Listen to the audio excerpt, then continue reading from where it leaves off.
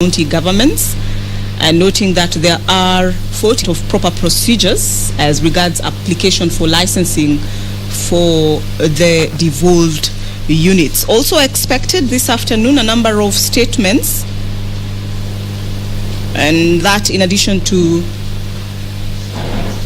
answers being sought by a number of senators, including nominated Senator the Honorable Petronila Were Lokorio, should be seeking answers from the Standing Committee on Education concerning the state of preparedness of the Ministry of Education to implement the junior secondary level of the competency-based curriculum, CBC, whose pupils will be proceeding to the 5th grade in the new academic year starting next week. A live broadcast brought to you by the Parliamentary Broadcasting Unit in conjunction with the Kenya Broadcasting Corporation. My name is Vereso Mwanga, and on behalf of the entire crew, I welcome you to follow the proceedings. Good afternoon.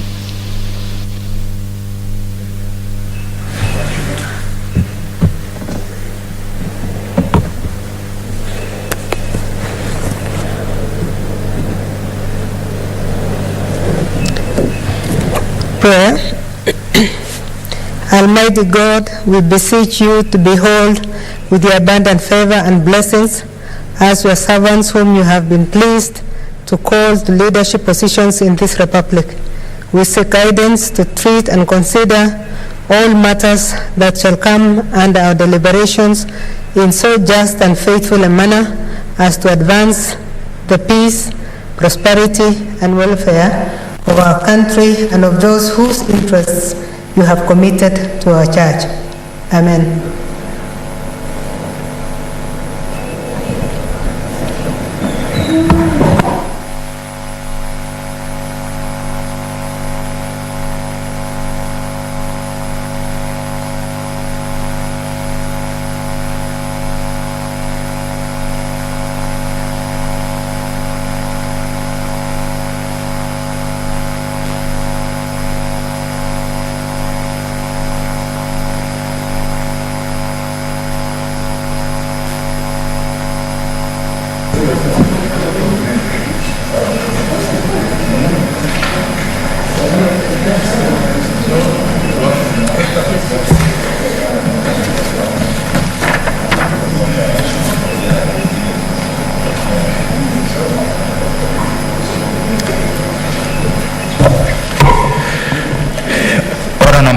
Administration of oath.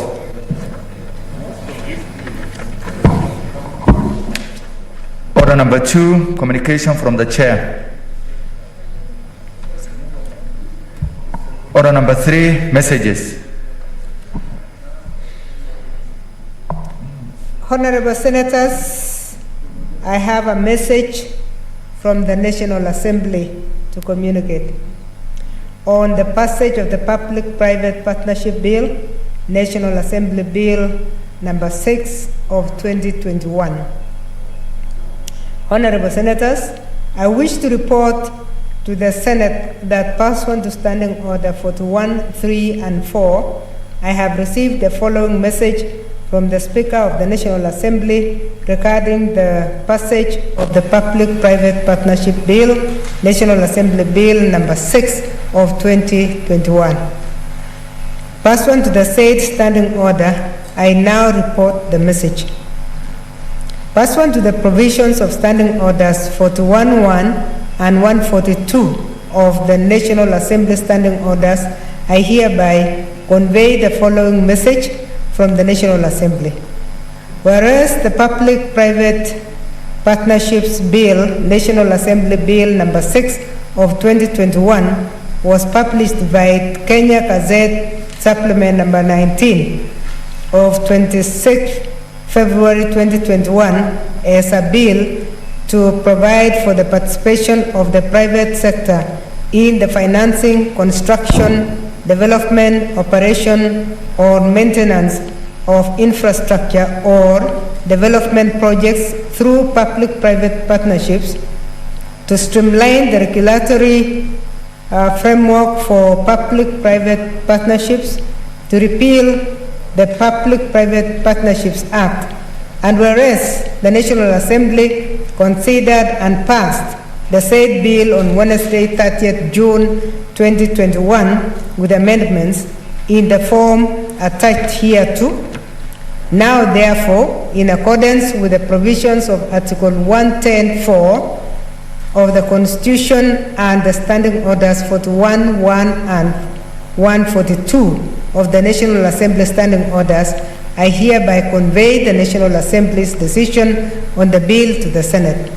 Honorable Senators, pursuant to the Standing Order 157, which requires that a bill originating in the National Assembly be proceeded with by the Senate in the same manner as a bill introduced in the Senate by way of first reading in accordance with Standing Order 139, I direct that the bill be listed for first reading on Thursday, 22nd July 2021.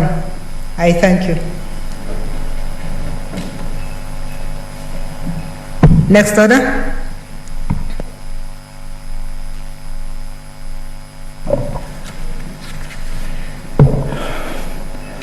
Order number 4, petitions. Order number 5, papers.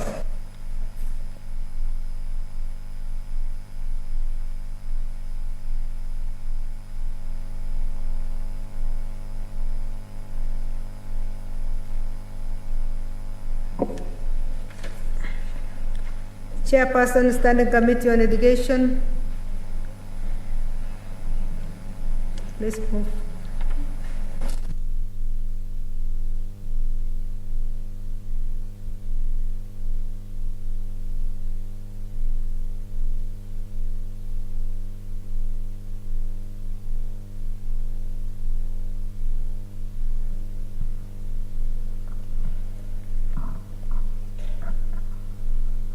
Madam Speaker, I beg to lay the following paper on the table of the Senate today, 21st July 2021. Report of the Standing Committee on Education on the Basic Amendment Bill, Senate Bills number 4 of 2021.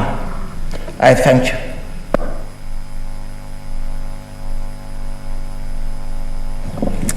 Thank you, Chair.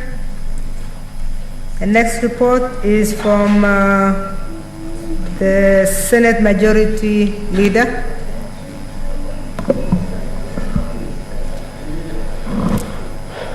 Madam Speaker, I beg to lay the following papers on the table of the Senate today, 21st July 2021, Annual Report of the Commission on Administrative Justice for the financial year 2019-2020, number 2, National Government Budget Implementation Review Report for the first 9 months for financial year 2020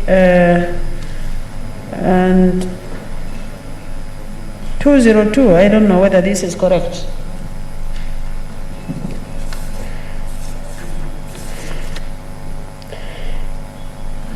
It should be, I think there is a correction, Madam Speaker, 2020-2021, the report of the financial National Government Budget Implementation. I think there is an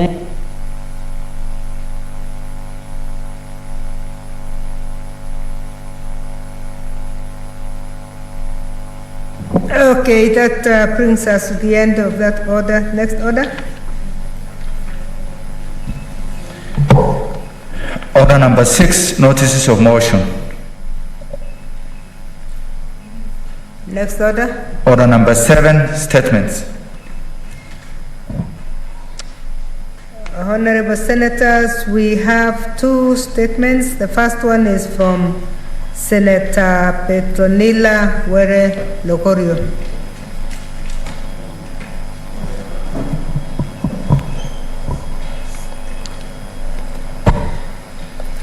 Thank you, Madam Speaker. I present a statement. I request for a statement. Madam Speaker, Mr. Speaker, sir. Sorry, Madam Speaker, I was about to call you Mr. Speaker, sir. Sorry for that. I rise pursuant to Standing Order 48-1 to request for a statement from the Standing Committee on Education regarding the state of preparedness for the Ministry of Education to implement the junior secondary level of the competency-based curriculum, otherwise known as CBC. Madam Speaker, in the statement, the committee should explain the extent to which teachers who are to teach at the junior secondary level have been trained to handle the competency-based curriculum. Secondly, Madam Speaker, the committee should provide statistics on the teachers who have undergone training on CBC and their distribution countrywide. Thirdly, the committee should state whether adequate infrastructure has been put in place for the intake of pupils in junior high schools across the country in the coming 2 years. Madam Speaker, the committee should also outline the role, if any, that will be played by the current primary schools in the rollout of CBC curriculum in junior secondary schools. And finally, Madam Speaker, the committee should spell out the criteria of selection of schools which will qualify as junior secondary schools. Thank you, Madam Speaker.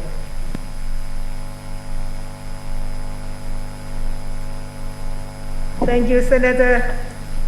The next statement is from the Senator for Baringo, Senator Gideon Moy, should be online. Oh, he's here.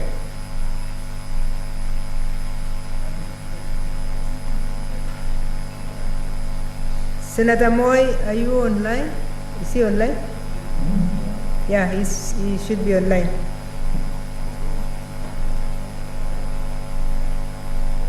Senator Moy, you have the chance now.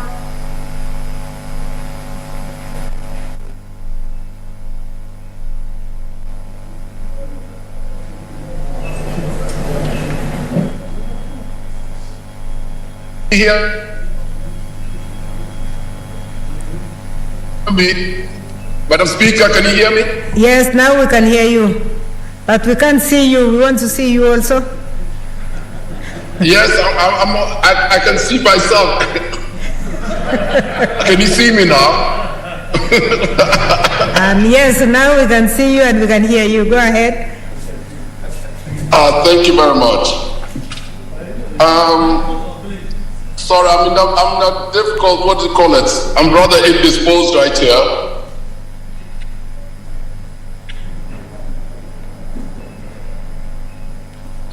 Madam Speaker, I rise pursuant to Standing Order 48-1 to Point speak of a order. statement.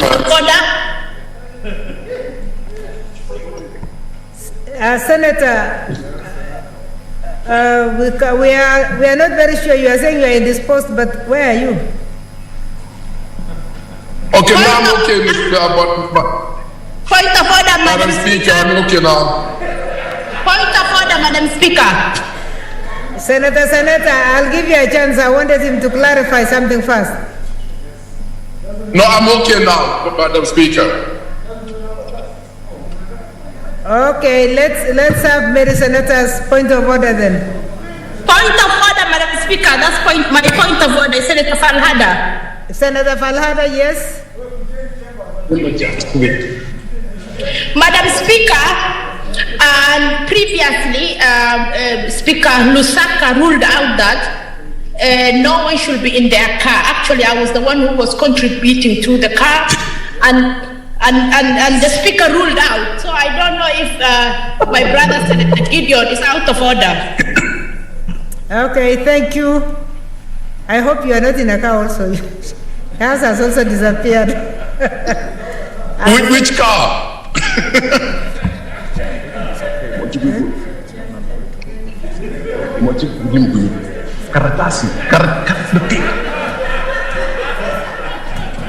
Okay, Madam Speaker, I rise pursuant to Standing Order 48-1 to seek a statement.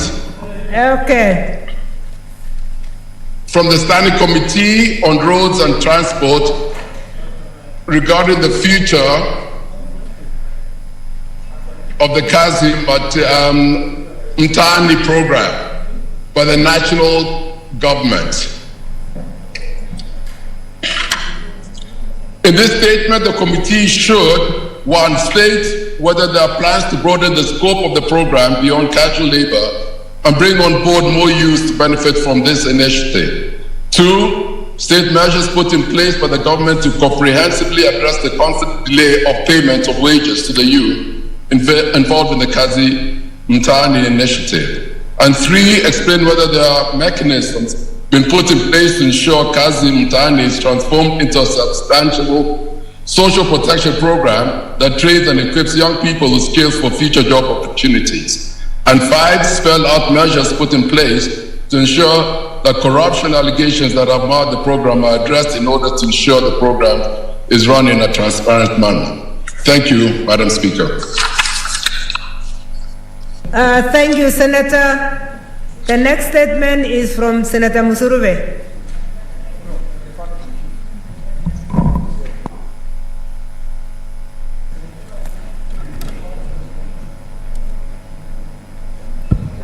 Thank you, Honorable Speaker, for giving me this opportunity.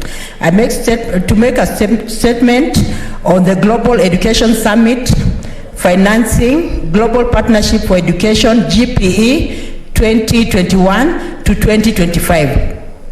Honorable Speaker, I rise pursuant to Standing Order number 47-1 to make a statement of general topical concern, namely the Global Education Summit, Financing Global Partnership for Education, GPE 2021 to 2025.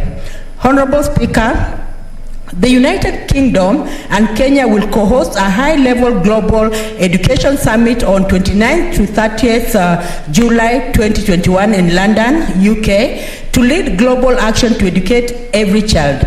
Honorable Speaker, the summit will be a platform for parties to chart a way forward to transform education systems in partner countries through exchanging best practices, examining the latest evidence, hearing from experts and young people around the world, as well as learning from what works in other sectors. Honorable Speaker, a central feature of the summit will be the ambitious pledges from donors to help the Global Partnership for Education, that is GPE, reach its target of at least $5 billion over 5 years, along with the commitments from GPE partner countries on domestic financing for education. This is critical financing in helping countries transform education systems for more than 1 billion girls and boys in up to 90 countries around the world.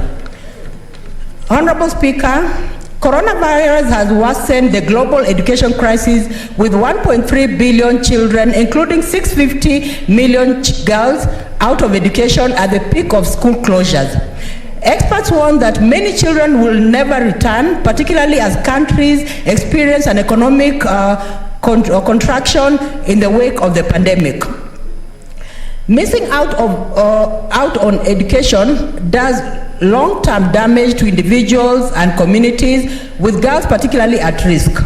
The benefits of school are transformative and multi-generational. A child whose mother can read is 50% more likely to live past the age of 5 and twice as likely to attend the school themselves.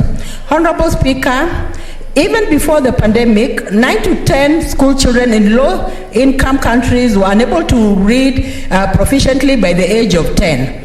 Since its creation in 2002, GPE has already contributed to getting 160 million more children in school and doubling girls' enrollment in the countries they work in.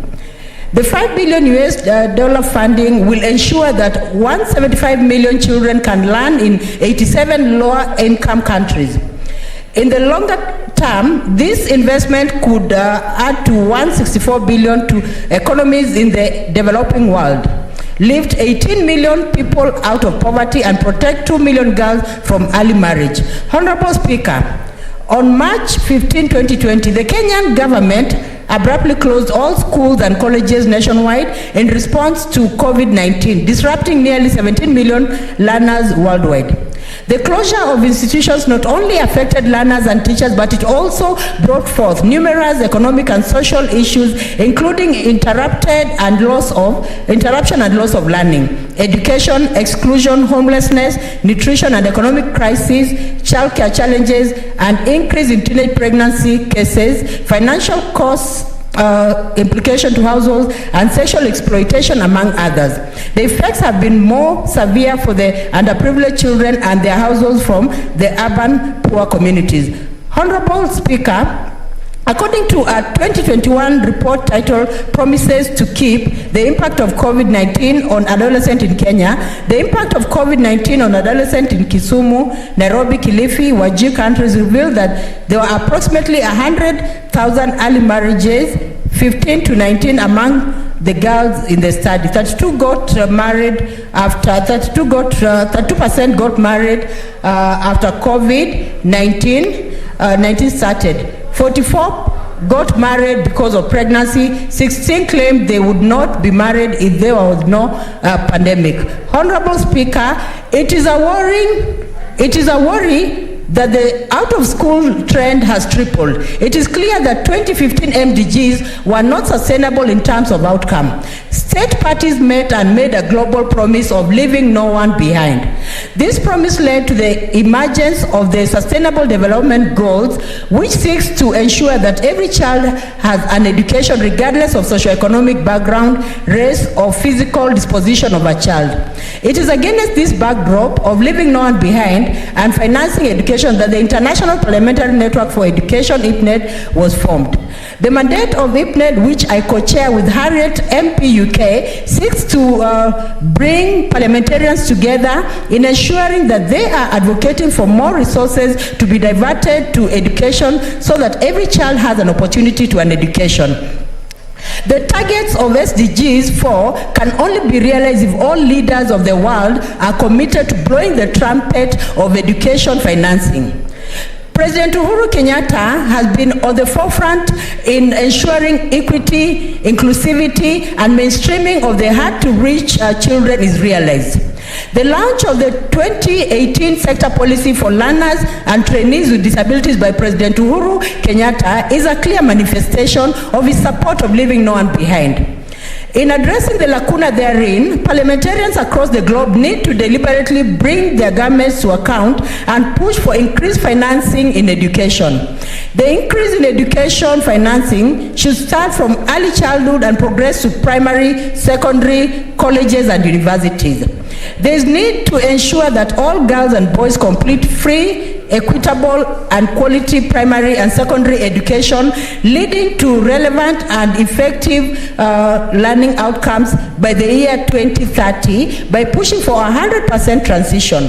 Concerted effort is needed from all leaders of the world to ensure that state parties are able to meet their target of every child having an education. Thank you, Honorable Speaker, for the opportunity. Thank you. I see an intervention from, a point of order from Senator Aniri.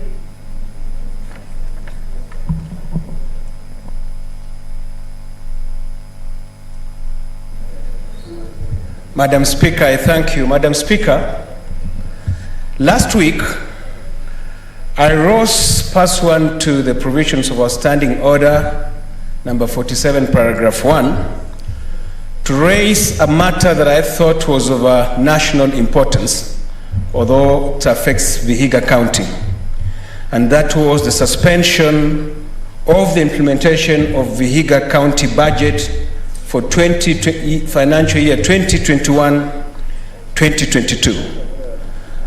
Madam Speaker, after very long deliberations on the floor of this House, our Speaker directed that two committees, the Committee on Finance, chaired by Senator Kibiru, and the Committee on Devolution, chaired by Senator Moses Kajwang, should immediately, on the Monday the 19th, visit Vihiga County, investigate this matter, and report back to the House.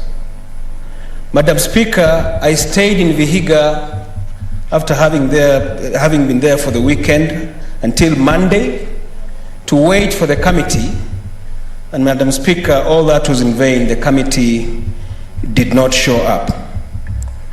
I eventually read some communication that the governor had written to the clerk requesting that the visit be pushed from Monday to Friday.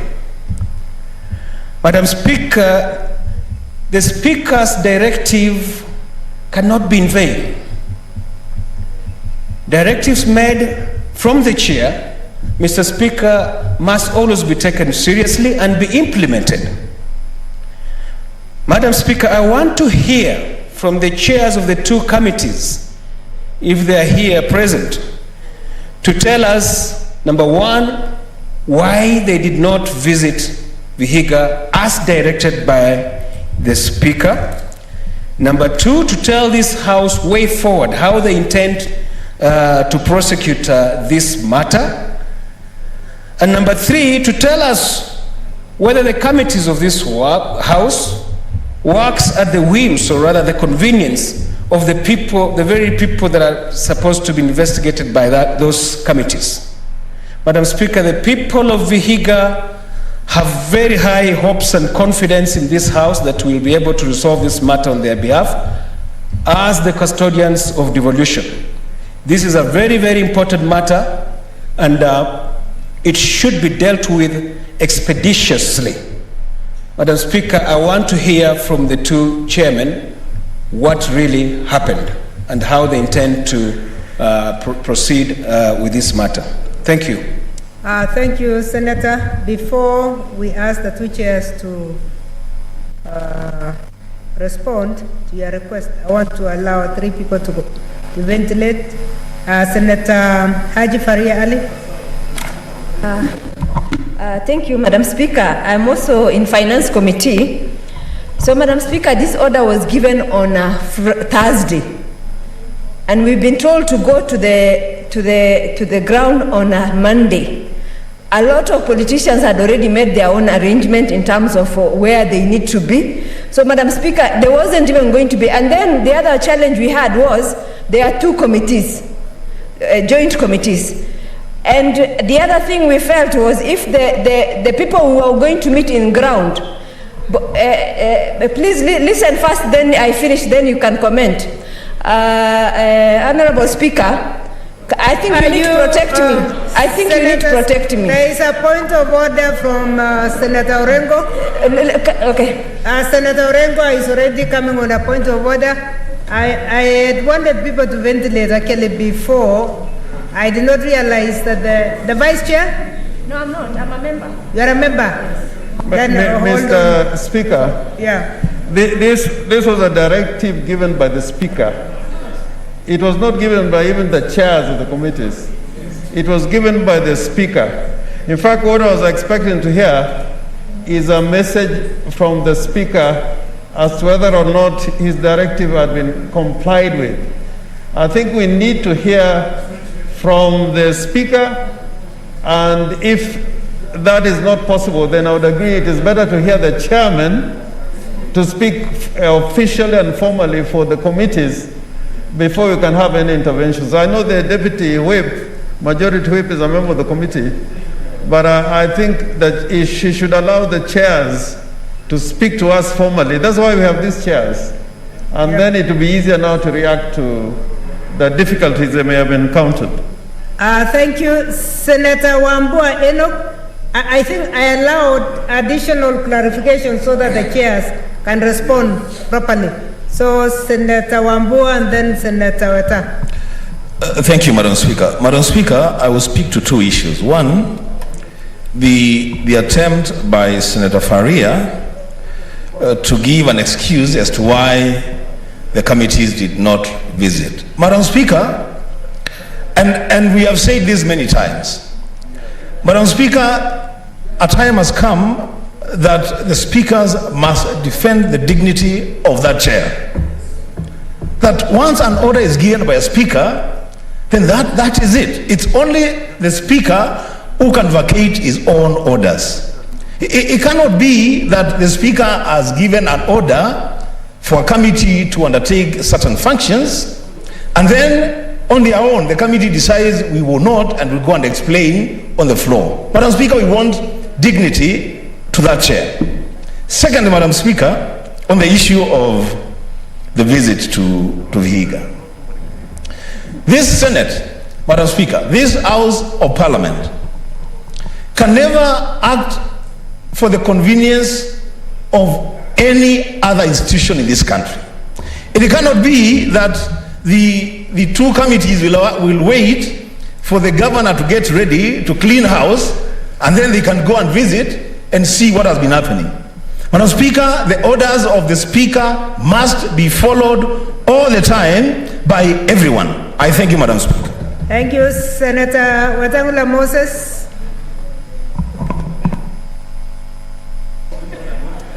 Thank you, Madam Speaker. Madam Speaker, allow me first to give unsolicited advice to my distinguished colleague, the Deputy Whip, that she has absolutely no business being an apologist on behalf of erring chairpersons of committees. When committees don't do their work, it is not the duty of the leadership to apologize on their behalf, because they are members of this House. Madam Speaker, I am also a member of the Finance Committee. Madam Speaker, Senator Haniri of Vihiga is not a frivolous senator. He is not a senator who brings on the floor of this House very tenuous issues that the chair can overlook or the House can sweep under the carpet. He does his work well. And he brought here a very important matter, Madam Speaker, that the budget of Vihiga County has been paralyzed. So there's no water, there are no salaries, they cannot put medicines in hospitals, and they cannot provide basic services to wananchi.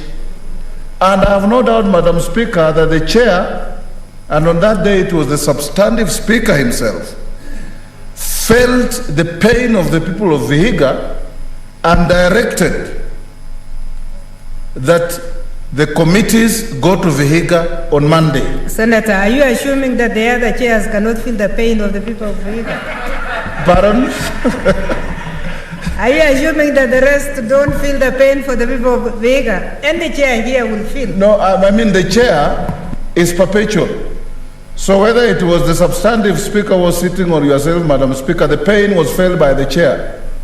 So it could have been you, it could have been a member of the panel, but it is the authority of the chair that we are talking about. And directed that on Monday the two committees go to Vihiga. At the time I left this chamber, Madam Speaker, I had the chief whip of the opposition, Senator Mutula Kilonzo, with whom we sit in the same committee with my distinguished sister here, saying that they were going to arrange either a flight to Kisumu or even choppers to go and mitigate the problem in Vihiga. How this changed, Madam Speaker, is a matter that the chair must demand a proper, cogent and clear explanation from the chairs, because the chair can never act in vain. When you give a direction, it has only one response, Madam Speaker: obedience, and nothing else. And the House will never, and through its committees, Madam Speaker, because committees mirror what we do in plenary, we cannot act at the convenience of any of the parties we want to deal with, whether those parties are governors or any other members of the public. So I want to urge, Madam Speaker, that you demand on our chairs, my chair, in which we sit with Faria, for whom she was trying to apologize and she shouldn't, Madam Speaker, and the chair of devolution, to explain to the House, one, why they didn't go to Vihiga on Monday, two, why they went outside the direction of the chair to negotiate with a party that is supposed to appear before them to get a convenient date of appearance, and three, when they are going to purge this offensive behavior that is denying the people of Vihiga their rights. Madam Speaker, thank you. Senator Langat Christopher. Okay, thank you, Chair, for also giving me this opportunity to add my voice to what Senator Haniri has raised. And I want to say, Madam Chair, that The people from our counties are facing a lot of challenges, and they are seeing Senate as a very important institution to air their views and expecting a lot of solutions. And I want to say that your authority as the Madam Speaker is so important in the Constitution, such that anybody else who can go and do a kangaroo court somewhere and actually do the opposite of what you've directed should not be entertained. And I want to say that all of us, if we don't take this one very seriously, it will come down even to our committees. You remember one time when the cabinet secretaries had refused to come to our committees, was indeed for the fact that we stood strong and demanded that they appear. At this point of time, they would not be appearing. So I want to support what Senator Ganiri has really raised, and I want you to request through your chair, Madam Speaker, that you redirect and make sure that the people of Vihiga really, their issues are addressed accordingly. Madam Speaker, take this one seriously, and if you don't do that, it will soon affect all our issues that we are raising in this particular house. Otherwise, I support very seriously that matter, and it should be resorted to with immediate effect. Chair, thank you. Thank you, Chair. Senator Murkomen Kipchumba. Is that on behalf of the chair or yourself? On behalf of the chair, devolution. Okay, can we also check if chairs are online? Yeah, Madam Chair, first of all... Can we confirm if there is any chair online? Clerks, can you check if there is any chair online? Thank you, Chair. In the meantime, let's hear... Madam Chair, I am here officially after a decision of the committee this morning, tasked me and Senator Nyamunga to provide an explanation on behalf of the committee because the chair is attending a funeral of a relative in Homa Bay. Madam Chair, once the statement was, the directions were given by the Speaker, it's the same Speaker who should have facilitated the possibility of a committee traveling within 3 days. So instead of bashing the committee, we are coming back to you, Madam Chair, to give directions on how your staff were going to implement that committee. Having orders given on Thursday, procurement processes and facilitation for members to travel on Monday, where it was not practical to implement, first of all, the directive itself. So it is the office of the Speaker to give an explanation of how that directive was going to be implemented.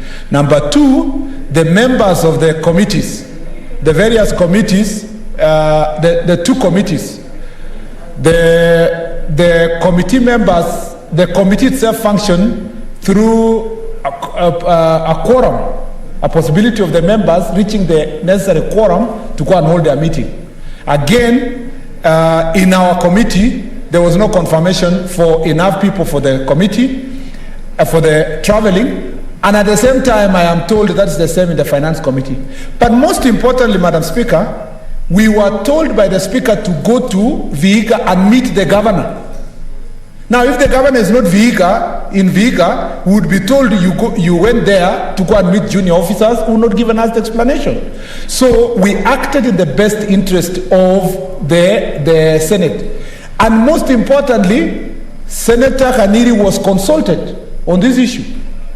The chair reported it's answered in the committee that he spoke to you. And if it is wrong, he will take personal responsibility. That he spoke to you about the possibility of going to Vihiga on that Monday did not work. And he suggested that having been consulted, if it is not true, then it's in the hands of the committee. We were sent here with Senator Nyamunga. She's here, she's my witness. And that a practical visiting time was sought. Point of order from Senator Aniri. Thank you. Madam Speaker, I'm here present in person. The last time I spoke to the chair was on Thursday, and he assured me that they were making arrangements for hire of choppers for the committees to make the visit. The next time I spoke to the chairman was this morning, asking him exactly what happened. So what Senator Kipchumba Murkomen is saying is not true. The chair did not consult me on postponement of this meeting. The only thing I saw was, number one, a soft copy of the letter from the governor requesting that the meeting be pushed to Friday. That I saw. And I think that's the only thing I saw. Senator Murkomen, you can finish. The most important thing is to come with results. We have scheduled a meeting this Friday with the governor. In fact, not physically, it's still Zoom, to agree on the modalities of conducting, answering this question. Number two, Madam Chair, and this is on a light note but serious. The Speaker said we should go to Vihiga on Monday, but the Speaker did not give a ruling when we should bring the report. Thank you, Madam Chair.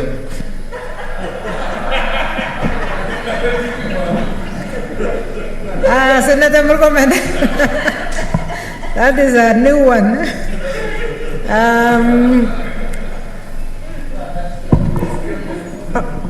Senator Faria, were you still?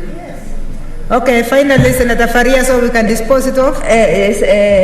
Madam Speaker, part of I'm talking about the quorum in our finance committee. Only Senator Nyamunga confirmed. The chair asked us, all of us, in our platform, who can go to Vihiga on Monday. But then again, more importantly, the county government and both the MCAs were not ready for us. So how are we supposed to go there and meet who?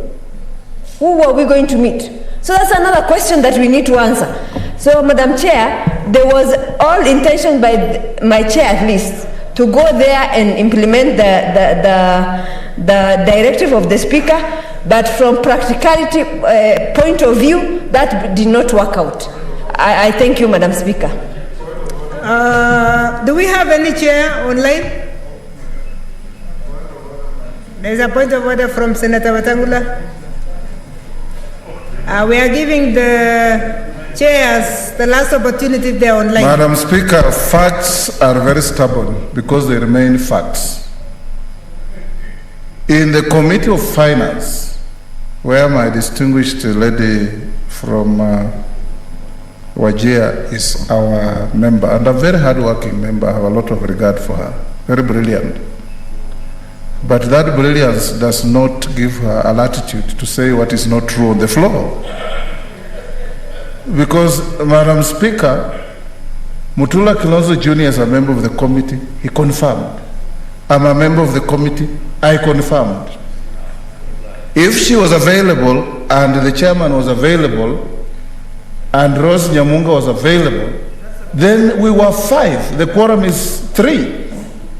So you cannot say, Madam Speaker, that because it now casts aspersions on members of the committee that we are either irresponsible or not taking our work seriously, we are not available even when the Speaker has given a directive.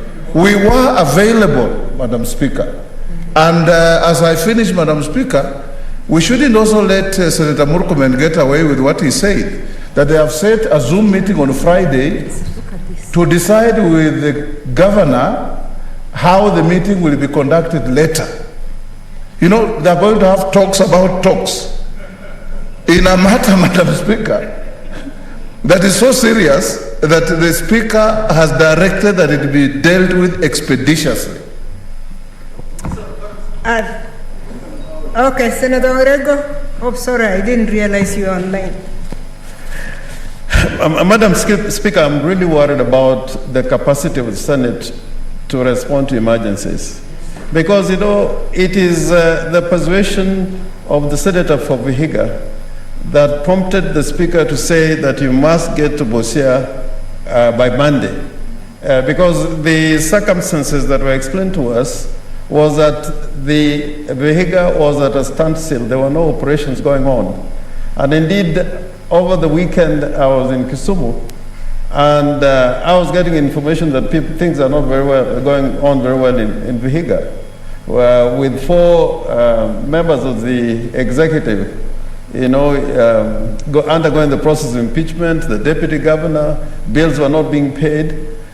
If Senate cannot respond to emergencies, and now the people of Kenya are hearing that there's an emergency in a county, and the Senate cannot get there in time that undermines the authority of the Senate as an institution. I remember President Bush, the second Bush, the younger Bush, he did make it to the floods during Katrina in time, and that cost him an election. Yeah, that is a circumstance where people take things like this very seriously. So I think, other than the chairs, we need a statement in form of a message or whatever we call it from the chair. Because now issues like procurement has been brought into play, but there must be a basis upon which we can act in emergencies. And I think the Speaker was aware. The Speaker has been involved in emergencies. I know the Speaker has gone on trips that he didn't anticipate. And within a day, he is across the border representing either the Senate or the Republic. So we need an explanation from the administration through the chair, so that in future, if there's another emergency, we are not told that, like Honorable Senator Murkomen was saying, that the governor was not going to be available, and now they are involved in talks about talks. But by the time we have talks about talks, the substratum of what we are trying to deal with will be gone. It will be no longer necessary to talk about Vihiga, a small county with big problems. Honorable Senators, I have listened to the ventilations that have come across. The ruling of the Speaker was that the meeting would be on Monday. And whenever a ruling has been given, we don't change. We must stick to that. Because if there was an issue, it should have been raised on that day. The same chair should have given us their excuses on that day. The chairs themselves have not responded today. We have tried to look for the communication from the governor, and we have not seen it. I've been trying to get that communication if it was there. And I would like to rule as follows. Chairs of committees must take their roles very seriously. It is the chair of the committee. And the reason I'm saying the chair of the committee is the fact that our administrative facilitation is the obvious thing when a chair has been asked to do anything. I did not imagine even there are going to be choppers. The flights to Kisumu are more than 3 times a day. So we cannot have the excuse, and by the way, with Kenya Airways, we travel and we pay later. So that cannot be an excuse. I would therefore like to urge the 2 chairs to move with speed and make sure that they actually visit Vihiga as was ordered by the Speaker before. It doesn't make, there must have been a reason why we were supposed to visit Vihiga. So we cannot change at this stage and say we go Zoom. We must have the committee moving to Vihiga. So the Friday meeting, I'm asking the 2 chairs to convene again and actually move to Vihiga and undertake that assignment on behalf of this House. Because a letdown by 1 chair is a letdown to the whole House. So our efficiency must be upheld by the chairs. So please, chairs, do your work and accomplish that assignment. Thank you. Next order.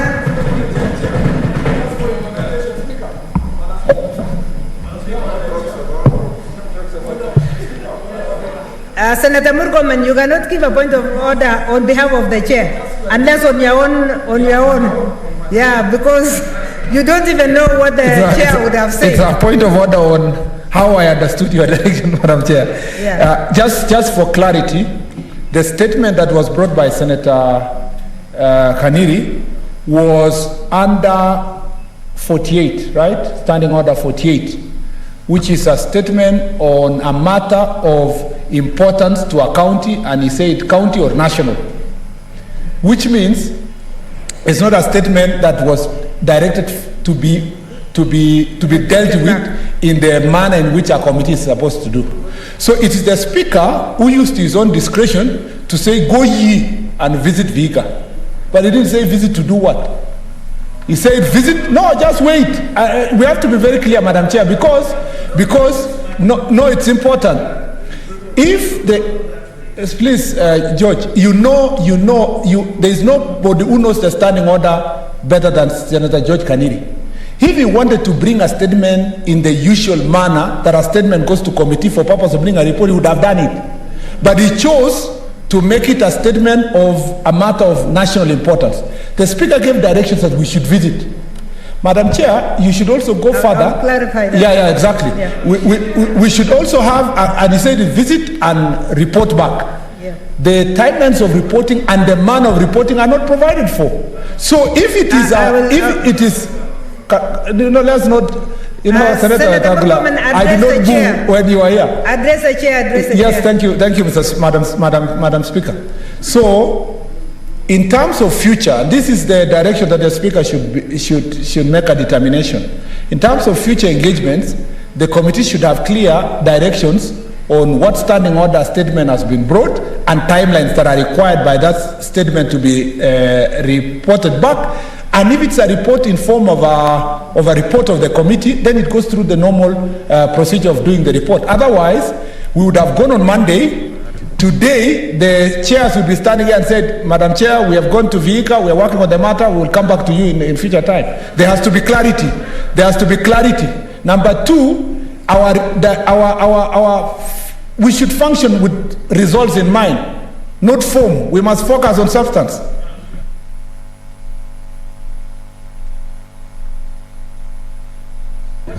Honorable Senators, let me confirm one thing, that the Speaker, out of any statement, the Speaker can make a recommendation.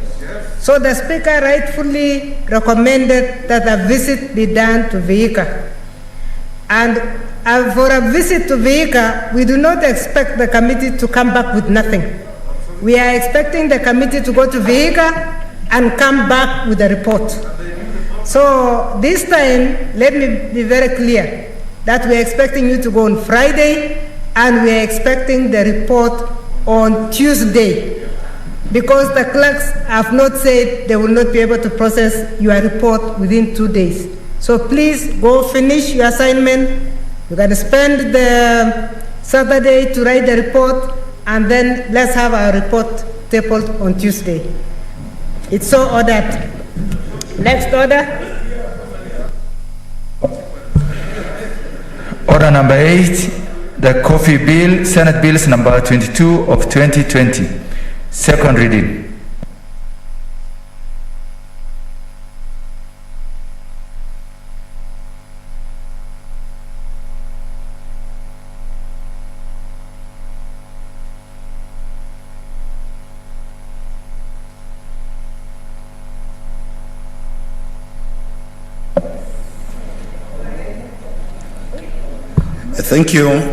Thank you, Madam Speaker. Madam Speaker, the pursuant to the provisions of Standing Orders 14.1 of the Standing Orders, that the coffee bill 2020 now be read a second time. Madam Speaker, let me begin by first thanking the Committee on Agriculture, Livestock and Fisheries for the expeditious work that they have done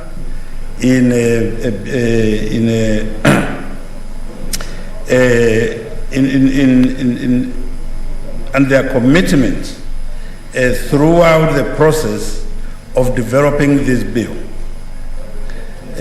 Madam Speaker, I also wish to thank the members of public who gave us vital information and who responded when we advertised for public participation and gave us vital information that helped us to build and to build this bill, and also helped us to fashion amendments which I will be moving later in the course of this process.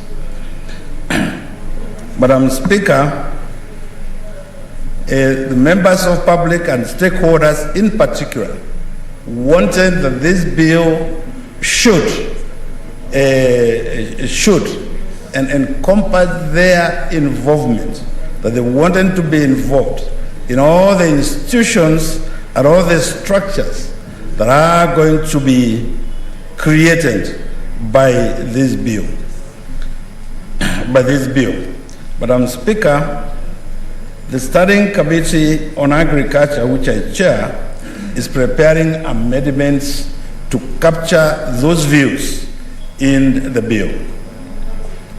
The bill seeks to reorganize the coffee industry by transitioning the regulatory and commercial aspects of the commercial roles currently undertaken by AFA, or the Agriculture Food Authority, to Coffee Board of Kenya. The bill further seeks to transition the research of coffee, currently undertaken by Coffee Research Organization, to an independent Coffee Research Institute. Madam Speaker, before I delve into the content of the bill, I would like to give some background information on the issues revolving around the coffee sector. The Coffee Directorate under the Agriculture and Food under AFA is supposed to manage the development of the coffee subsector.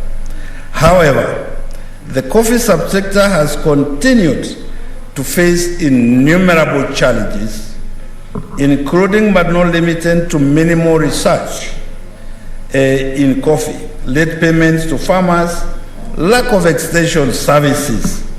And it's in this lack of extension services, Madam Speaker, where the drop of coffee production in this republic has been felt. Madam Speaker, without extension services, and those extension services used to be enjoyed by coffee farmers, and for many years, without extension services, Madam Speaker, the coffee industry and the smallholder coffee farmers are unable to produce the kind of the quality and quantity of coffee that is desired and that can be produced in this republic. Madam Speaker, poor governance of the cooperative societies is also one of the issues that we want to cure through this bill. Madam Speaker, the cooperative societies, particularly coffee cooperative societies, have been infected with a lot of corruption. And Mr. Speaker, actual corruption is a very lean word. It is theft by some of our cooperative leaders.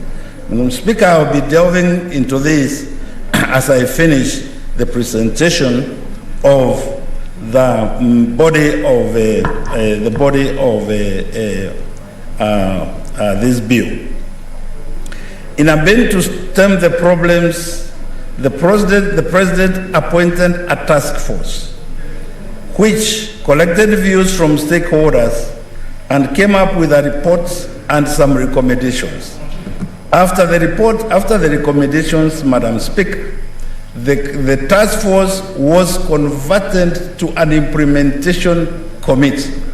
And this task force, Madam Speaker, did go around the country and corrected views of all coffee stakeholders, came up with their recommendations, and those recommendations were later developed into regulations, which regulations, Madam Speaker, were brought to this House and to the National Assembly, and Parliament passed those recommendations.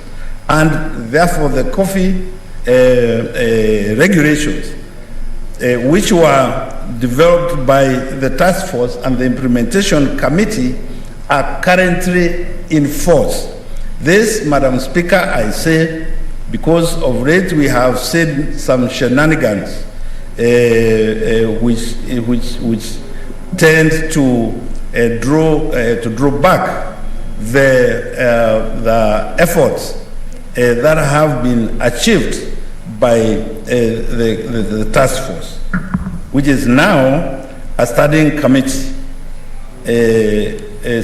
committee on implementation of the coffee reforms. The President, through a Gazette notice number 7512, dated 25th of September 2020, converting this commission to Coffee Subsector Reforms Implementation Studying Committee to coordinate, oversee, and monitor implementation of the coffee subsector reforms. In September 2020, the committee was converted to Coffee Subsector Reforms Implementation Committee in a bid to ensure a lasting solution to the problems that plague the coffee industry and agriculture in general. Due to the foregoing, Madam Speaker, the Senate in 2019 developed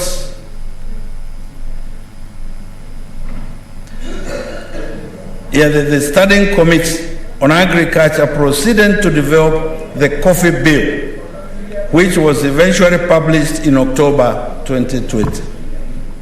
Madam Speaker, with your permission, I shall proceed to highlight the various provisions of the bill.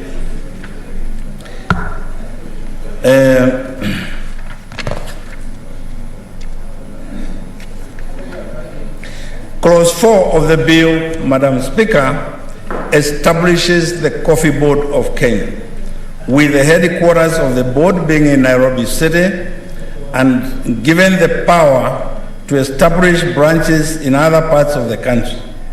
Before the collapse of the boats into Alpha, coffee farmers had, through their own money and for many years, constructed the buildings in Nairobi. The Coffee Exchange, Madam Speaker, is also in Nairobi. Clause 6 of the bill provides that the board shall vest in a board of directors consisting of a chairperson, the principal secretary responsible for agriculture, the principal secretary for trade, 2 persons of opposite gender representing smallholders, coffee growers, nominated by the Council of Governors, 2 persons of the opposite gender representing plantation coffee growers, nominated again by the Council of County Governors, 1 person nominated by the Research Institute, 2 persons representing an association of farmers, nominated by Cabinet Secretary and a Chief Executive Officer. Madam Speaker, it's the view of the committee that a board that has representation of both the government and the growers is a board that will seriously handle the interests of the farmers and also accommodate the interests of the policy makers, i.e. the government. Madam Speaker, Clause 26 of the bill requires county government to maintain an up-to-date register of coffee growers, nursery operators, coffee cooperative societies, coffee associations, and coffee estates in the county.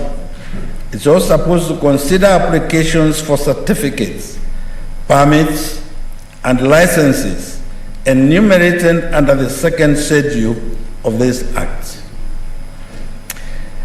It's also supposed to enforce national and county coffee regulations on coffee industry, code of practice, policies and guidelines on corporate governance in coffee growers' institutions. Supposed to offer extension services extension services, and this one, Madam Speaker, I cannot overemphasize that that the county governments are meant to offer extension services on coffee production and primary processing. They're supposed to inspect nurseries, piping stations, warehouses, millers, and roasters located within their respective counties in collaboration with law enforcement agencies. Supposed to enhance security in coffee growing areas and monitor and report incidences of pests and disease outbreaks to the board and the other relevant government agencies. Clause 24 of the bill further allows counties to develop county-specific legislation, setting out inter alia the criteria for application, issuance and renewal of permits and licenses by an applicant within the county. On the other hand, Clause 30 sets out the reasons for cancelling a permit or a license. Should an applicant be dissatisfied with the decisions of the cabinet secretary or county executive member not to issue a license under this act, Clause 31 provides judicial review. Clause 37, Madam Speaker, establishes the Coffee Research Institute, and it's proposed to be in Kiambu County, where the Coffee Foundation was premised before the collapse of the Agriculture Research Institute into the Kenya Agriculture and Livestock Organization, or CARO. The bill further provides that the institute may establish other branches in other parts of Kenya as it may consider necessary. The bill further, it is proposed in Clause 40 of the bill that the board of the institute comprise the CEO of the Coffee Board of Kenya, the Principal Secretary of Agriculture, the Principal Secretary of Finance, the Secretary to the Science Commission appointed under paragraph 6 of the second schedule of the Science and Technology Act. One person representing coffee growers, one person nominated by the Commission for University Education, representing the universities, and the Chief Executive Officer of the board. Clause 43 of the bill provides that the institute shall, among other things, prioritize areas for and coordinate research, including research in coffee diseases, develop appropriate systems to promote balanced, diversified, and sustained coffee development, and to optimize coffee production through adaptive and investigative research, disseminate in collaboration with the board and other research organizations established under the Kenya Agricultural Research Organization Act and other organizations.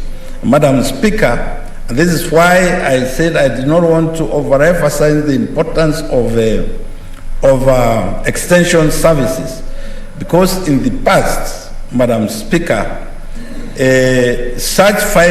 research findings were done, and the tragedy was that the farmers never got to get the benefit of these research findings because there was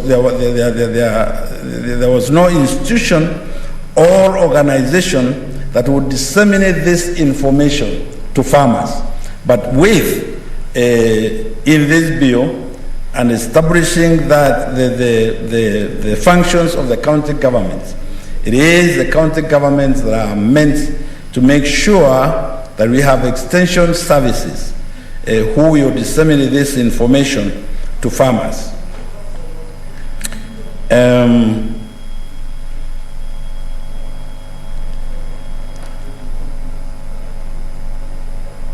Madam Speaker, the committee will propose amendments to address the coffee bucketing structure and streamline the payment system so that the farmer will be paid what is due to them on time.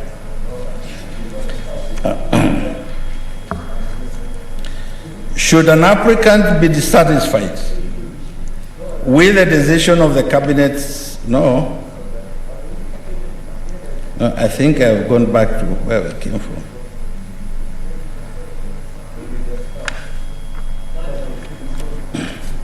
Yes, Madam Speaker, yes. The committee will propose amendments to address the coffee marketing structure and streamline the payment system so that the farmer will be paid what is due to them on time. Madam Speaker, in this bill and the amendments we intend to propose to this bill, we intend to specifically concentrate on the marketing structure of coffee. Madam Speaker, Kenya used to produce at one point in excess of 140,000 metric tons of coffee for export. Today, Madam Speaker, Kenya has less and exports less than 36,000 metric tons.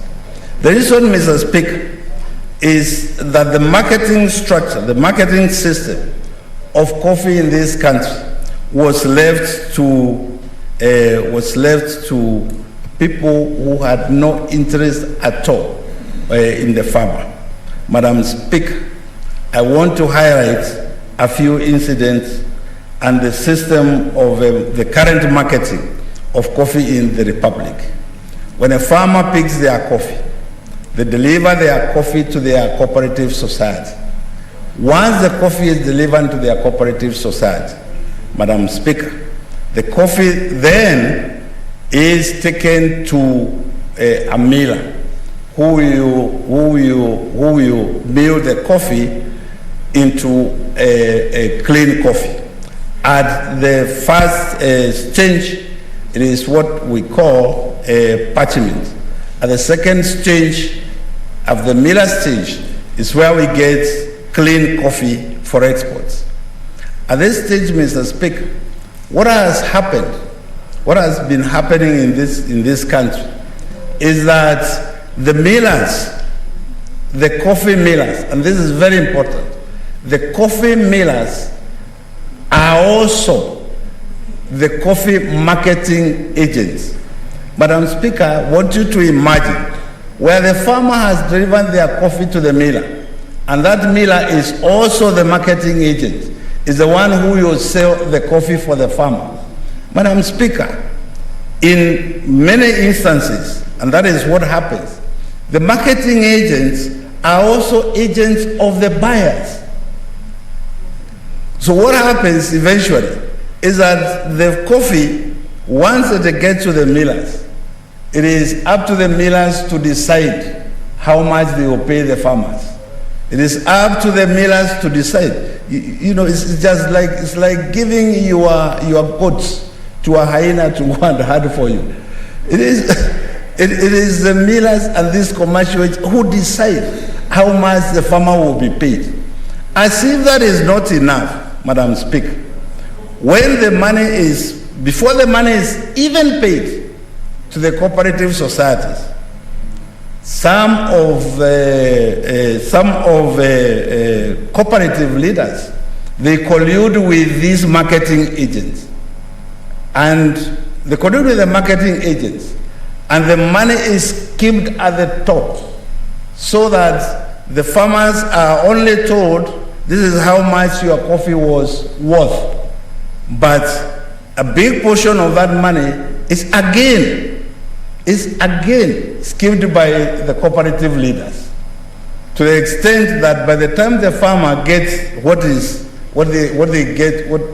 they are paid, it is such pittance, Madam Speaker, that kills coffee farming in this republic. Madam Speaker, at the moment, 80% 80% of all the coffee in this country is handled at the marketing level by less than 4 players. These 4 players, they own mills.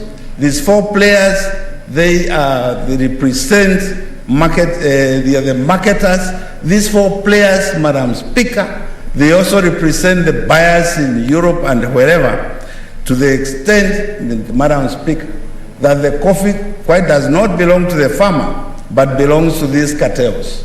This bill intends to cure that problem. Madam Speaker, in curing that problem, the bill we intend to introduce amendments to introduce a marketing system whereby the farmer will be paid their dues directly once the coffee is sold. We intend to introduce a direct payment system for the farmer, so that once the coffee leaves the cooperative society or leaves a grower's factory and goes to the mill, the coffee then is taken to the coffee exchange. And from the coffee exchange, it is no longer the marketing agents who will be in charge of that coffee. No, Madam Speaker. Madam Speaker, at that point, the coffee will still belong to the farmer. The contracts will specify how much the farmer will pay for milling. The contracts will specify how much the farmer will pay to the broker who will handle their coffee at the coffee exchange. And after which, the farmer will then be paid their monies directly into their accounts, into the farmer's account. The cooperative societies, we are proposing in this bill that the cooperative societies will be paid at 10% for running the factories and so forth. Madam Speaker, once that is done, we anticipate and we know that farmers will get back again to producing coffee. Madam Speaker, in this bill again, we know that the CMA has licensed 9 unions, and these 9 unions, Madam Speaker, are all vertically integrated from the farmer to the factories, from the factories to the milling. These are 9 unions which have milling facilities, and therefore from the milling, then we anticipate, now that they have been licensed, to market their own coffee, that the millers, the unions, will now be able to grow and pay the farmers what is due to them. But it is not them who will be paying. It is the DSS, the system that we are creating, that will be paying the farmers directly. That system will deduct whatever liabilities the farmer, the individual farmer, will have in their cooperative societies. And once that happens, then the farmer will get what is good for them. Madam Speaker, the marketing agents that I referred to earlier, who are handling coffee at the moment, they are also vertically integrated in respect that they own the mills. They own the mills, and they are also licensed as marketing agents, and they are also the buyers of the coffee. The same, it's crazy, Madam Speaker. Now we want to cure that problem, and in curing that problem, Madam Speaker, we expect that the farmers of this country will get what is due to them, will begin to get what is due to them. Because, Madam Speaker, you go to coffee growing areas and what you see out there is poverty. Coffee has a lot of money. I am happy that this year that the prices of coffee, because of the introduction of this bill, and there is no other reason, because of the introduction of these bills, these commercial agents have known that we are after them. And because of that, Madam Speaker, coffee prices have picked up this year. And I am proud, Madam Speaker, that one of the top cooperative societies, I'm a member of one of the top cooperative societies in this country called Kibogo Farmers Cooperative Society. And this year we have been paid properly, 110 shillings per kilogram of shell. Madam Speaker, just look at me and you see the smile on my face. We are hoping that we'll be able to spread this across the country. The problem we want to cure here, Madam Speaker, is that these operators who handle the farmers' coffee, they do not allow competitors into the market, to the extent that if you talk to roasters all over the world, they'll be telling you Kenya coffee is not available. And it is, yes, true, it's not available because these fellows, they have their own markets. So coffee never ends up at the exchange. And if it gets there, they also know who is going to buy the coffee and at what price. Madam Speaker, coffee has so many grades by the time it leaves a miller. And all these grades, if you go to the coffee exchange, AA of Kenya coffee will be costing so much, AB, PB, all those grades. But, Madam Speaker, if you go to Mombasa when our coffee is being exported in those bags, you don't see those grades because the coffee has been bought. These people manipulate. They manipulate using the grading system to the extent that if they buy Kenya coffee, the top grades, at whatever price, then they fix prices for the lower grades. But after they have done that, they bulk all the coffee into one container and the same coffee. You go to Europe and places that I have, and I'm a witness to that. The coffee that is you find in Starbucks and places in Europe, labeled Kenya AA. Madam Speaker, is not Kenya AA. It's a mixture of all grades. You know, which means, and they are selling it there at premium prices. But the farmer was paid a pittance. Madam Speaker, this bill intends to cure that problem. Madam Speaker, we are also encouraging local value addition of coffee. Those of us who remember in the olden days, in fact, not very old, up to the 80s or early 80s, we used to have Kenya coffee, affordable Kenya coffee in our shops. In fact, we used to have such brands as Kahawa Ngoma, Kahawa Number 1, KK Kahawa, and in fact also another coffee called 20 cents coffee, which meant that every household could afford to buy coffee and could afford to consume coffee. Part of the problem we have got in this country is that we produce things which we don't consume. But the reason we don't consume what we produce here is by the time the coffee has left the farmer, they cannot afford to get it from the shops. If you go to the supermarkets today, Madam Speaker, the coffees you find there are out of reach for ordinary Kenyans. Out of reach, totally out of reach. But why? Because we have given the coffees that we ought to have processed and which we could consume here, we have given that to these hyenas who take our coffee out there. Madam Speaker, we are proposing and we hope that the minister is listening, that we want coffee, we want our coffee. We want to encourage local value addition of our coffee so that we can have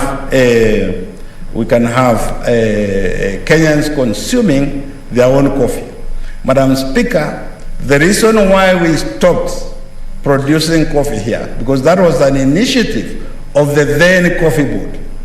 The reason why that stopped is because, again, on that board, there was appointed, instead of farmers representative and people who had an interest and a passion for growing and expanding Kenyan coffee, we appointed traders, coffee traders.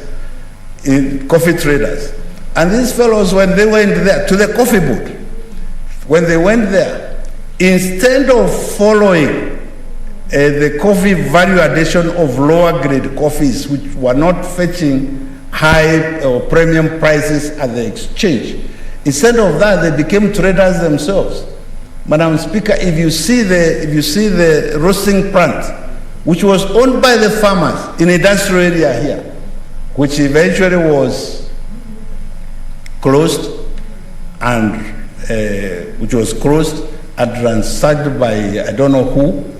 If you see that plant, then you begin to understand where the rain started to hit us in the coffee sector. Madam Speaker, it's our hope and aspiration that through this bill, we are going to cure that problem, that we will have a coffee board that is responsive to the interests of coffee growing in this country. Madam Speaker, having said that, I would also want to advise the Cabinet Secretary in charge of Agriculture in this Republic that at the moment the government seems to be very confused in this matter. The right hand does not know what the left hand is doing. The president appointed a task force which was converted to an implementation committee, but the CS of Agriculture does not seem to recognize that this commission exists. And Madam Speaker, as a committee, we have worked very closely with the commission, because they went around the country, and that is why we did not bother to also go around the country collecting views, because most of those views, which are in the regulations which we pass in this house, Madam Speaker, those views came from farmers and stakeholders in the coffee sector. Madam Speaker, the other issue that we are hearing is that there is an attempt also to introduce regulations through the ministry where coffee cooperative societies could decide that they want a coffee factory, could decide to move out of the cooperative.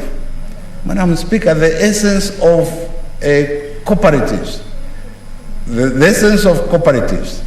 is to make sure that people are together and that people produce together and that economies of scale are realized when people are together and in big numbers. Madam Speaker, now this issue is not acceptable. Those of us who know how the beginning of the coffee decline in this country, it is started from those ideas.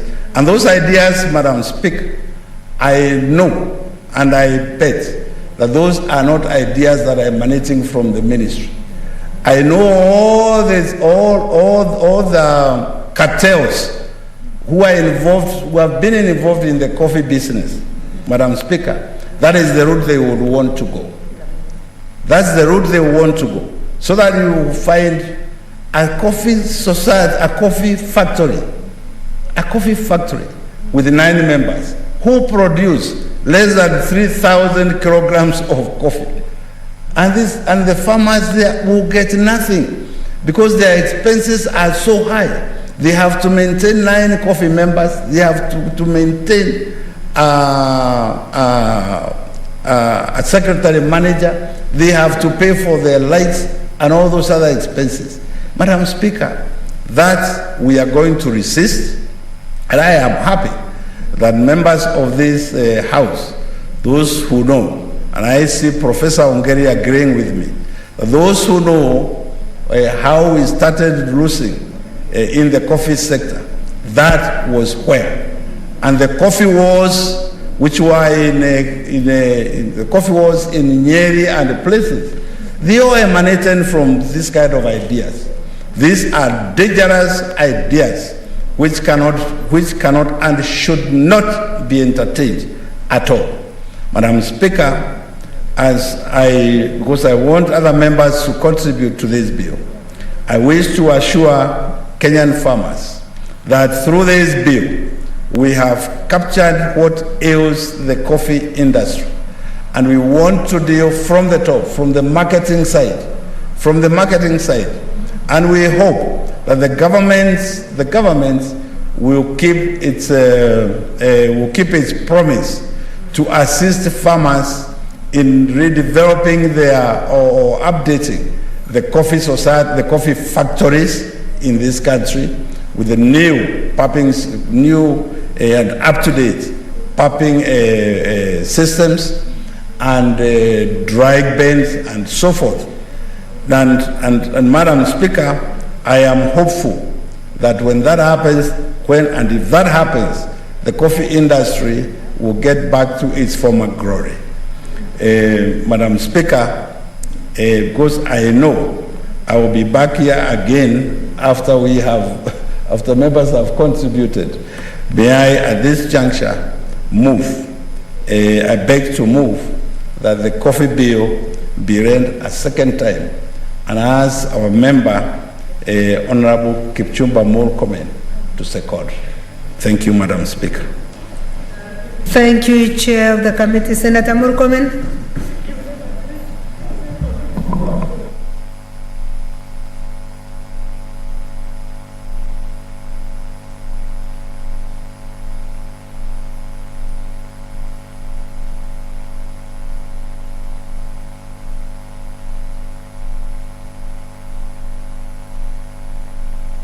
Thank you very much, Madam Chair. First, I want to thank the committee for accepting and proposing me to second this very important bill on behalf of my colleagues in the committee.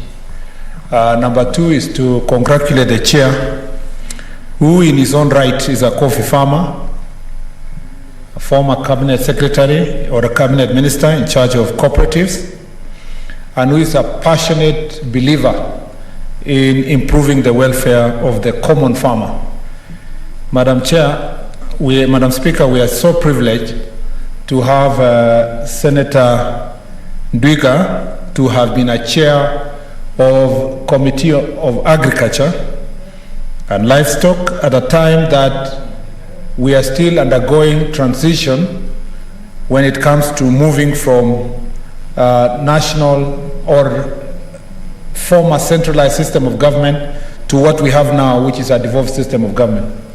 We all know in this House, especially those of us who came here in 2013, that we did not achieve the kind of transition which was expected to be done under the Constitution.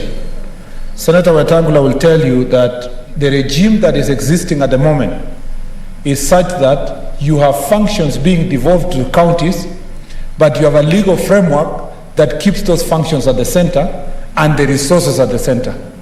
So that what you have in this country, in the name of the Agriculture and Food Authority, is a form of complete centralization.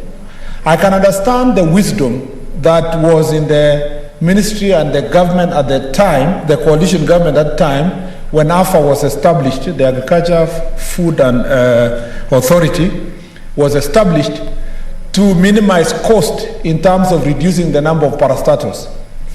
But the losses outweighed the benefits. AFA has become one of the biggest causes and an institution that has aided the complete failure in the agriculture sector. As we speak today, the agriculture sector is ailing from tea, which we rescued with having a bill here that was consultative through a formation of a committee, to even if you go to coconut, if you go to all these other crops, including now coffee and cereals. Madam Chair, Madam Speaker, your previous, the Deputy Speaker of this House knows very well, because she was the chair with Senator Wetangula on matters of maize, cereals. And they formed a ad hoc committee that looked into that issue. And one of the critical response from that committee is that there is no attention of government when it comes to the cereal sector, and particularly maize for that, in that regard. Why? Because AFA was lumped together with all many different parastatals. And then you have one Director General.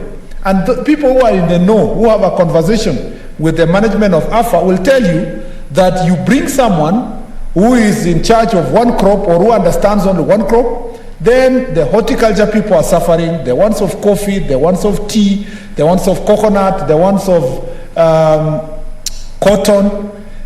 The specialization that was there since independence, there was wisdom why our founding fathers and founding governments thought that every crop needed its unique management structure.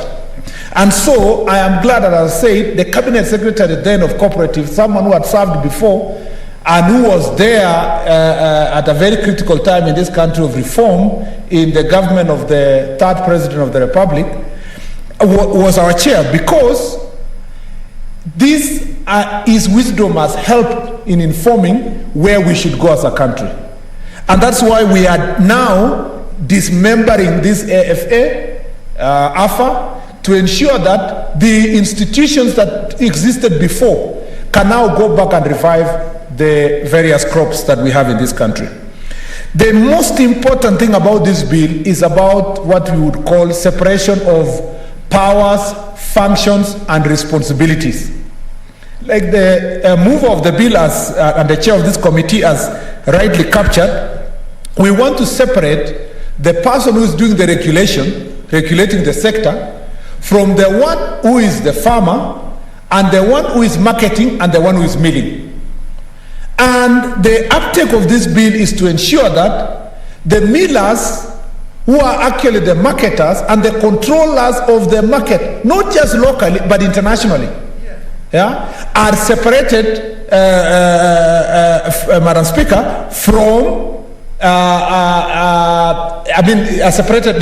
The functions are separated. The marketing should be different, and the milling should be different, and the farmer be different. And then, Madam Chair, give an opportunity now to a more independent institution in the Capital Markets Authority to now look and oversight all the commodities exchange related to coffee matters.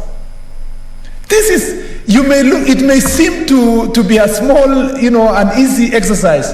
Even this House at the moment may be having very few members who are here at this very important debate. But I can tell you, Madam Speaker, for people who understand the importance of cash crops, coffee, tea, this bill is a very, very serious bill. In fact, what we are doing here is one of the most honorable things we can do, Madam Chair, from here. Because what we are doing, we are dismantling cartels. We are dismantling cartels. We are giving power back to the farmer. We are debating in this House and saying we want the farmer to have, Madam Speaker, the control of where their crops go, and to have a better price, and to have money in their pockets. If you look at the debate that we have in this country at the moment, everybody is now talking about the economy from different perspectives. Our friends in ODM are talking about top-down approach. Theirs is about, we build big industries, build big people, build Kenya, buy Kenya. Although they are the ones who are telling us, Madam Chair, I don't want to annoy you, but they're the ones who are telling us we should not buy anything from Brookside, Safaricom, all these other things. But be it as it may, maybe now they have come back to light and they're saying we build the big companies and it will trickle down.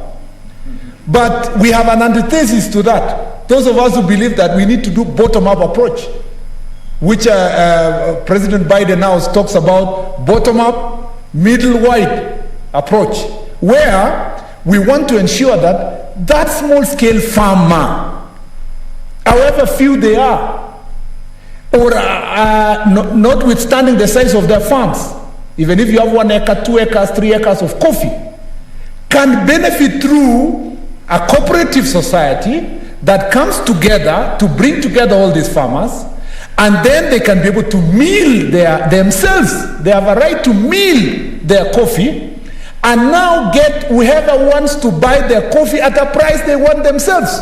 And if we are going to have a commodity exchange for that coffee, let it be regulated by the Capital Markets Authority like other products are being regulated in the market. That is reform. That is transformation. That is change.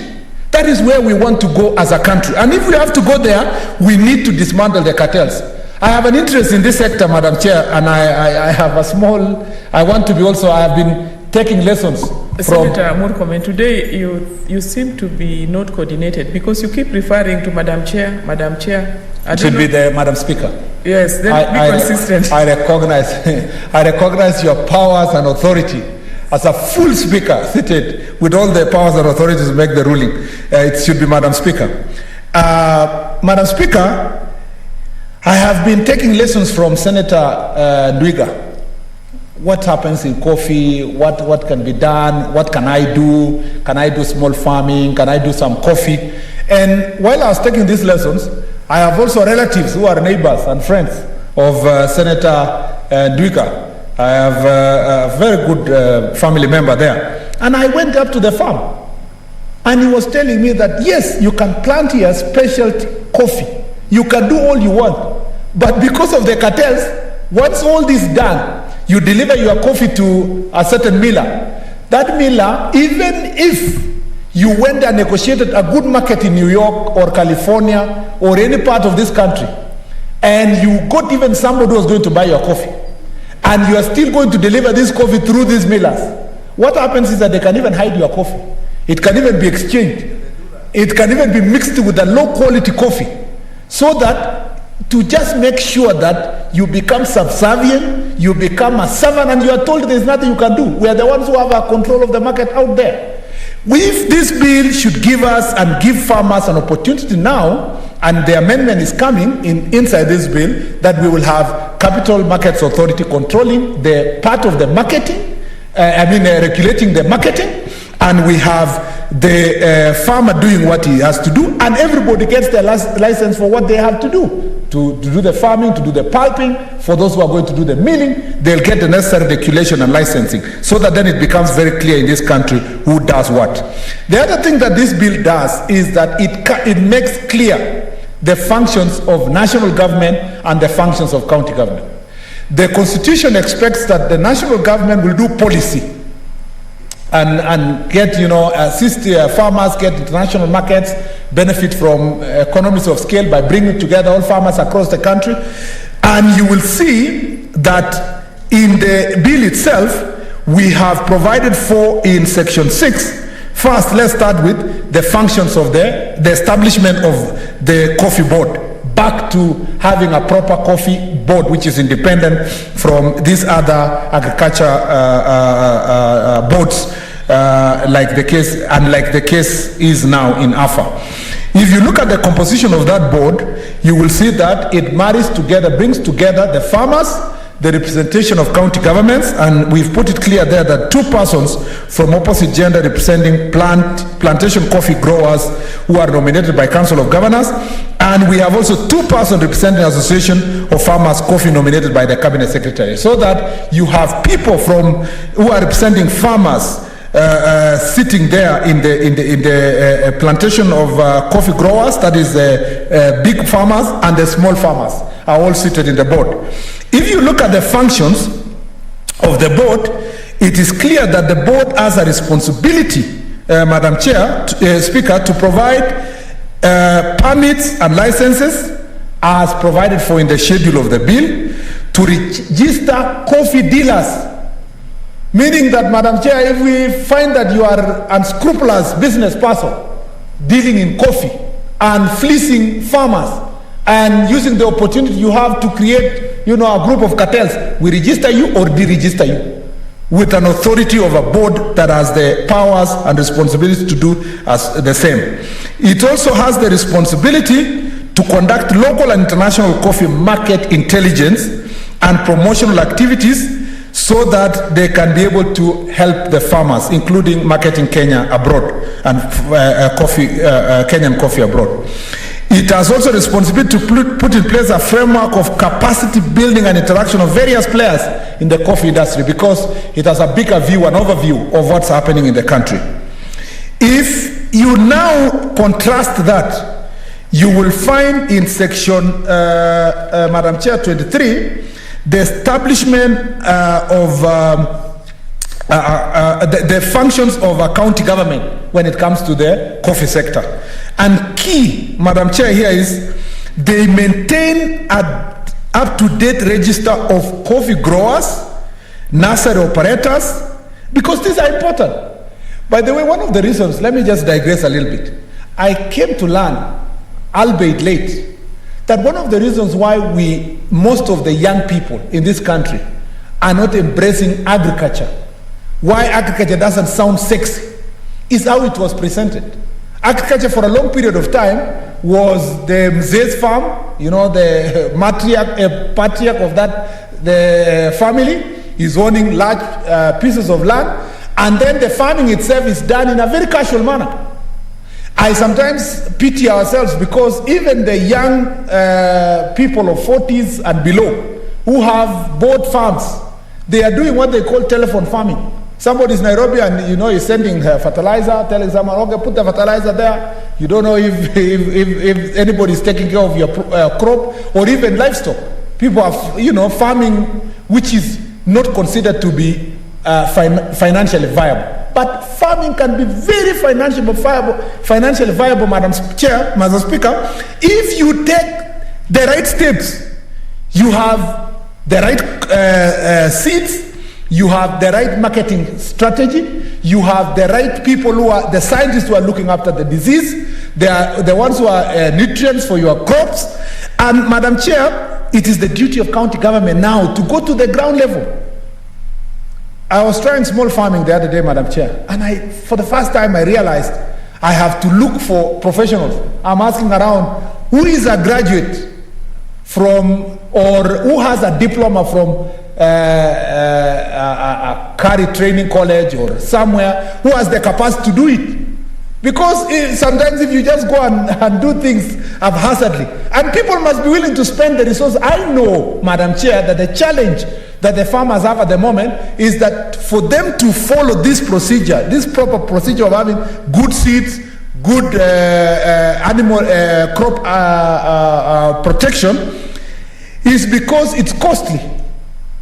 But the government can give an incentive to proper people who are doing proper farming by giving them easy loans in the structure and form of the CDM. Again, that is a very important principle that is being perpetuated by the side of political side I believe in the bottom-up approach, Madam Speaker, looking for the resources that will facilitate farmers to improve their crops and improve their livestock. And in this case, it is the coffee crops, Madam Chair. So this will be the function of the county government.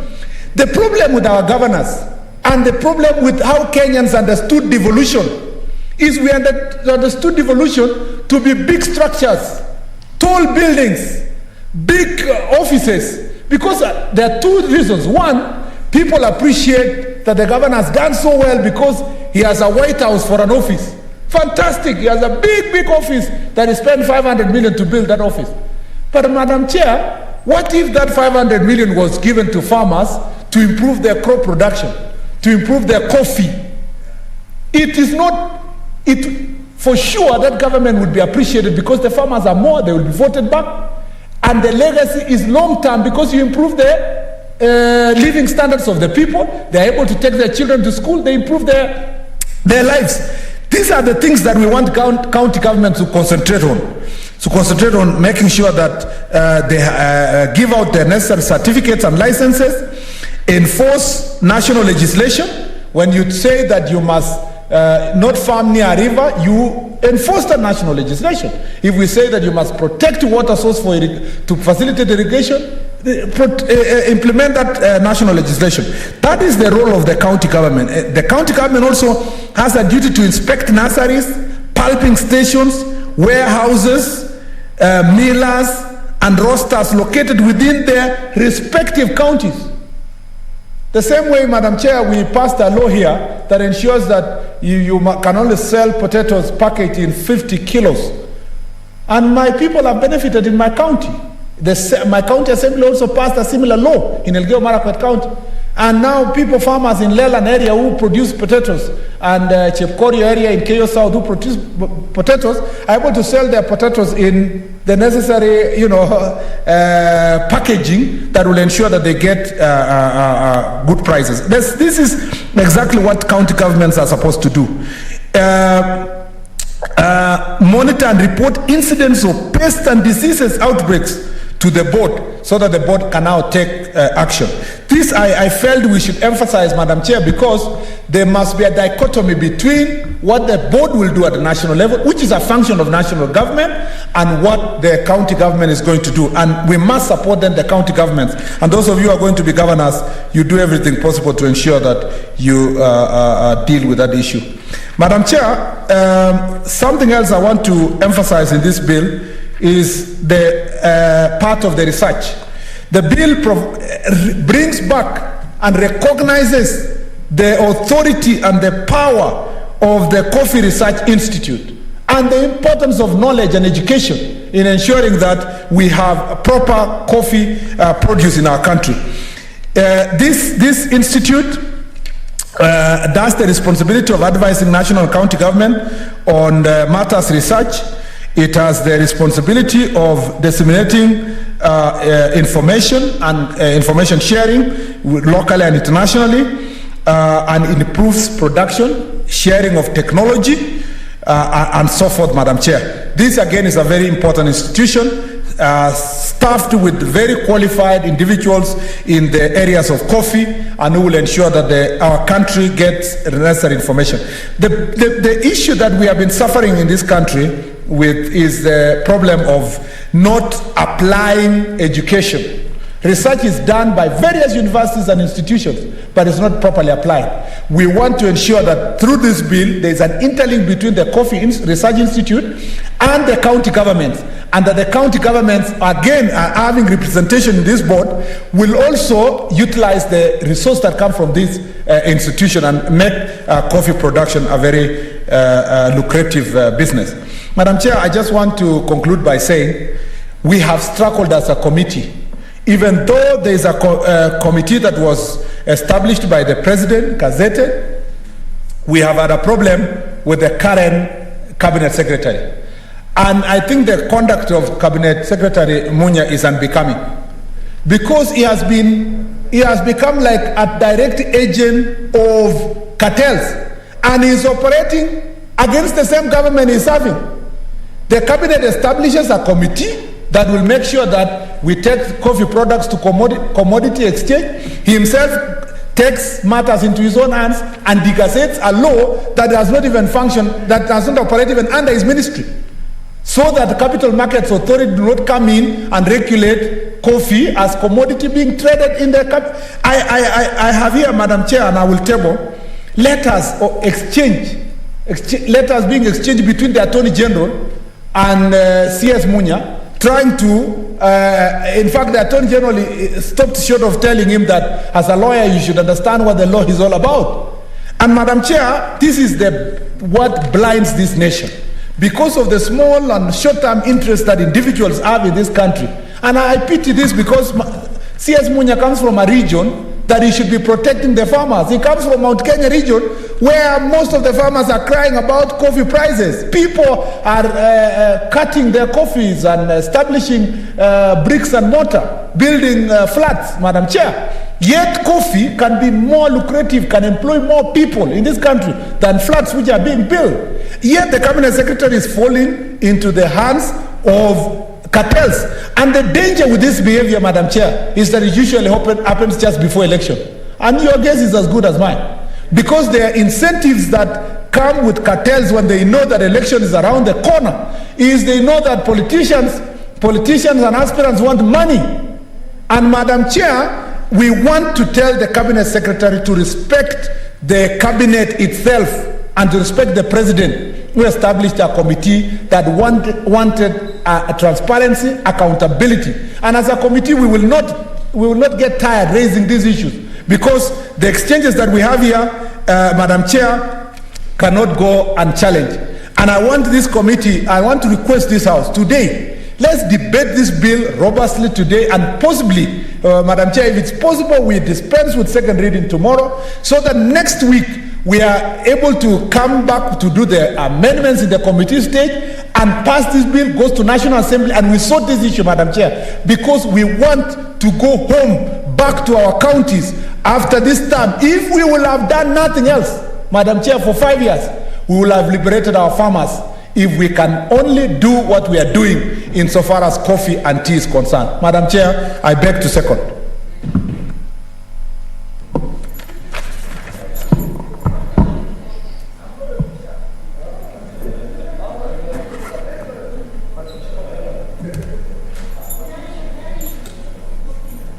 Honorable Senators, I propose the question that the coffee bill, Senate Bills number 22 of 2020, be now read a second time.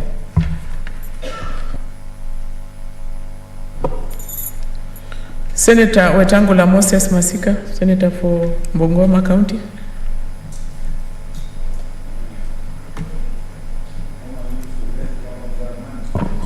Pardon?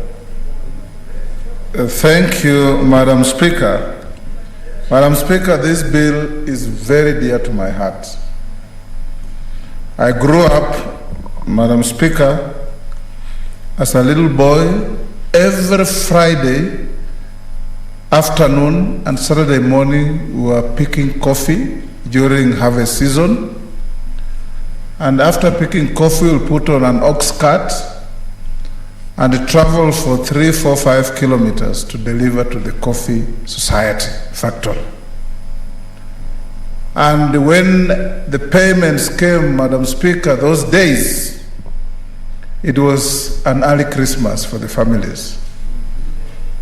On such a day, we would eat chicken, we would eat chapati, we'll even eat rice, which was only reserved for Christmas.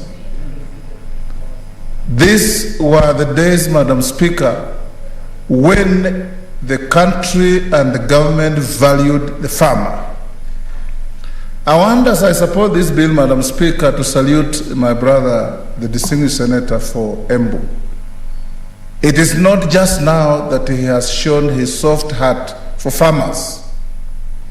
When we were in government together and we were in cabinet together, he continuously distinguished himself as a protector of farmers, spoke for farmers, acted for farmers, and unlike many ministers who sat in their comfort zones in Nairobi, I used to meet Peter Ndwiga in the countryside wearing gumboots and walking in farms to see what the farmers were doing. He visited Bungoma. He helped us to set up nurseries, and his message of hope to the farmer was something to behold. Madam Speaker, today, when you look at the state of coffee farming in Kenya, it's a pale shadow of what it used to be.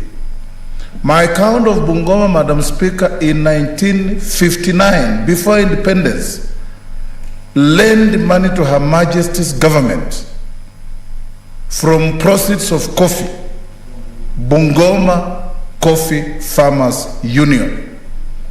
Today, Madam Speaker, if you come to Bungoma, the county assembly that our county assembly uses in Bungoma was constructed from the proceeds of coffee by the late Pascal Nabwana in the early 60s. It's as good today as it was then.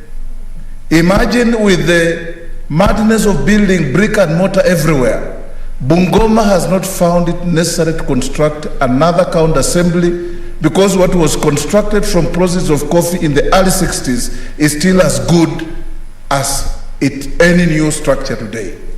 That is what coffee has done, Madam Speaker. People went to school from proceeds of coffee. Coffee factories used to give bursaries to students. Then, Madam Speaker, the disease came in of thieves. You will now go to a coffee factory, Madam Speaker, as the mover was saying, a clerk in the coffee factory who has no single plant of coffee at the time of payment is the highest paid farmer. Because he's offloading kilos and kilos from every farmer. A farmer delivering 50 kilos, he offloads 5 for himself and credits himself until at the end of the day, he's the #1 farmer with no single coffee plant. Our institutions of governance, Madam Speaker, have to look not only at white-collar criminals in big government offices, but even persons in positions of responsibility that impoverish the farmer down there. Madam Speaker, today when you have coffee factory elections, the persons who are coming to vote are now not the real farmers. Hired goons and criminals are brought there with fake registration numbers and go there and vote in one of their own to continue fleecing the farmer. Madam Speaker, this bill seeks to change the management of our coffee industry.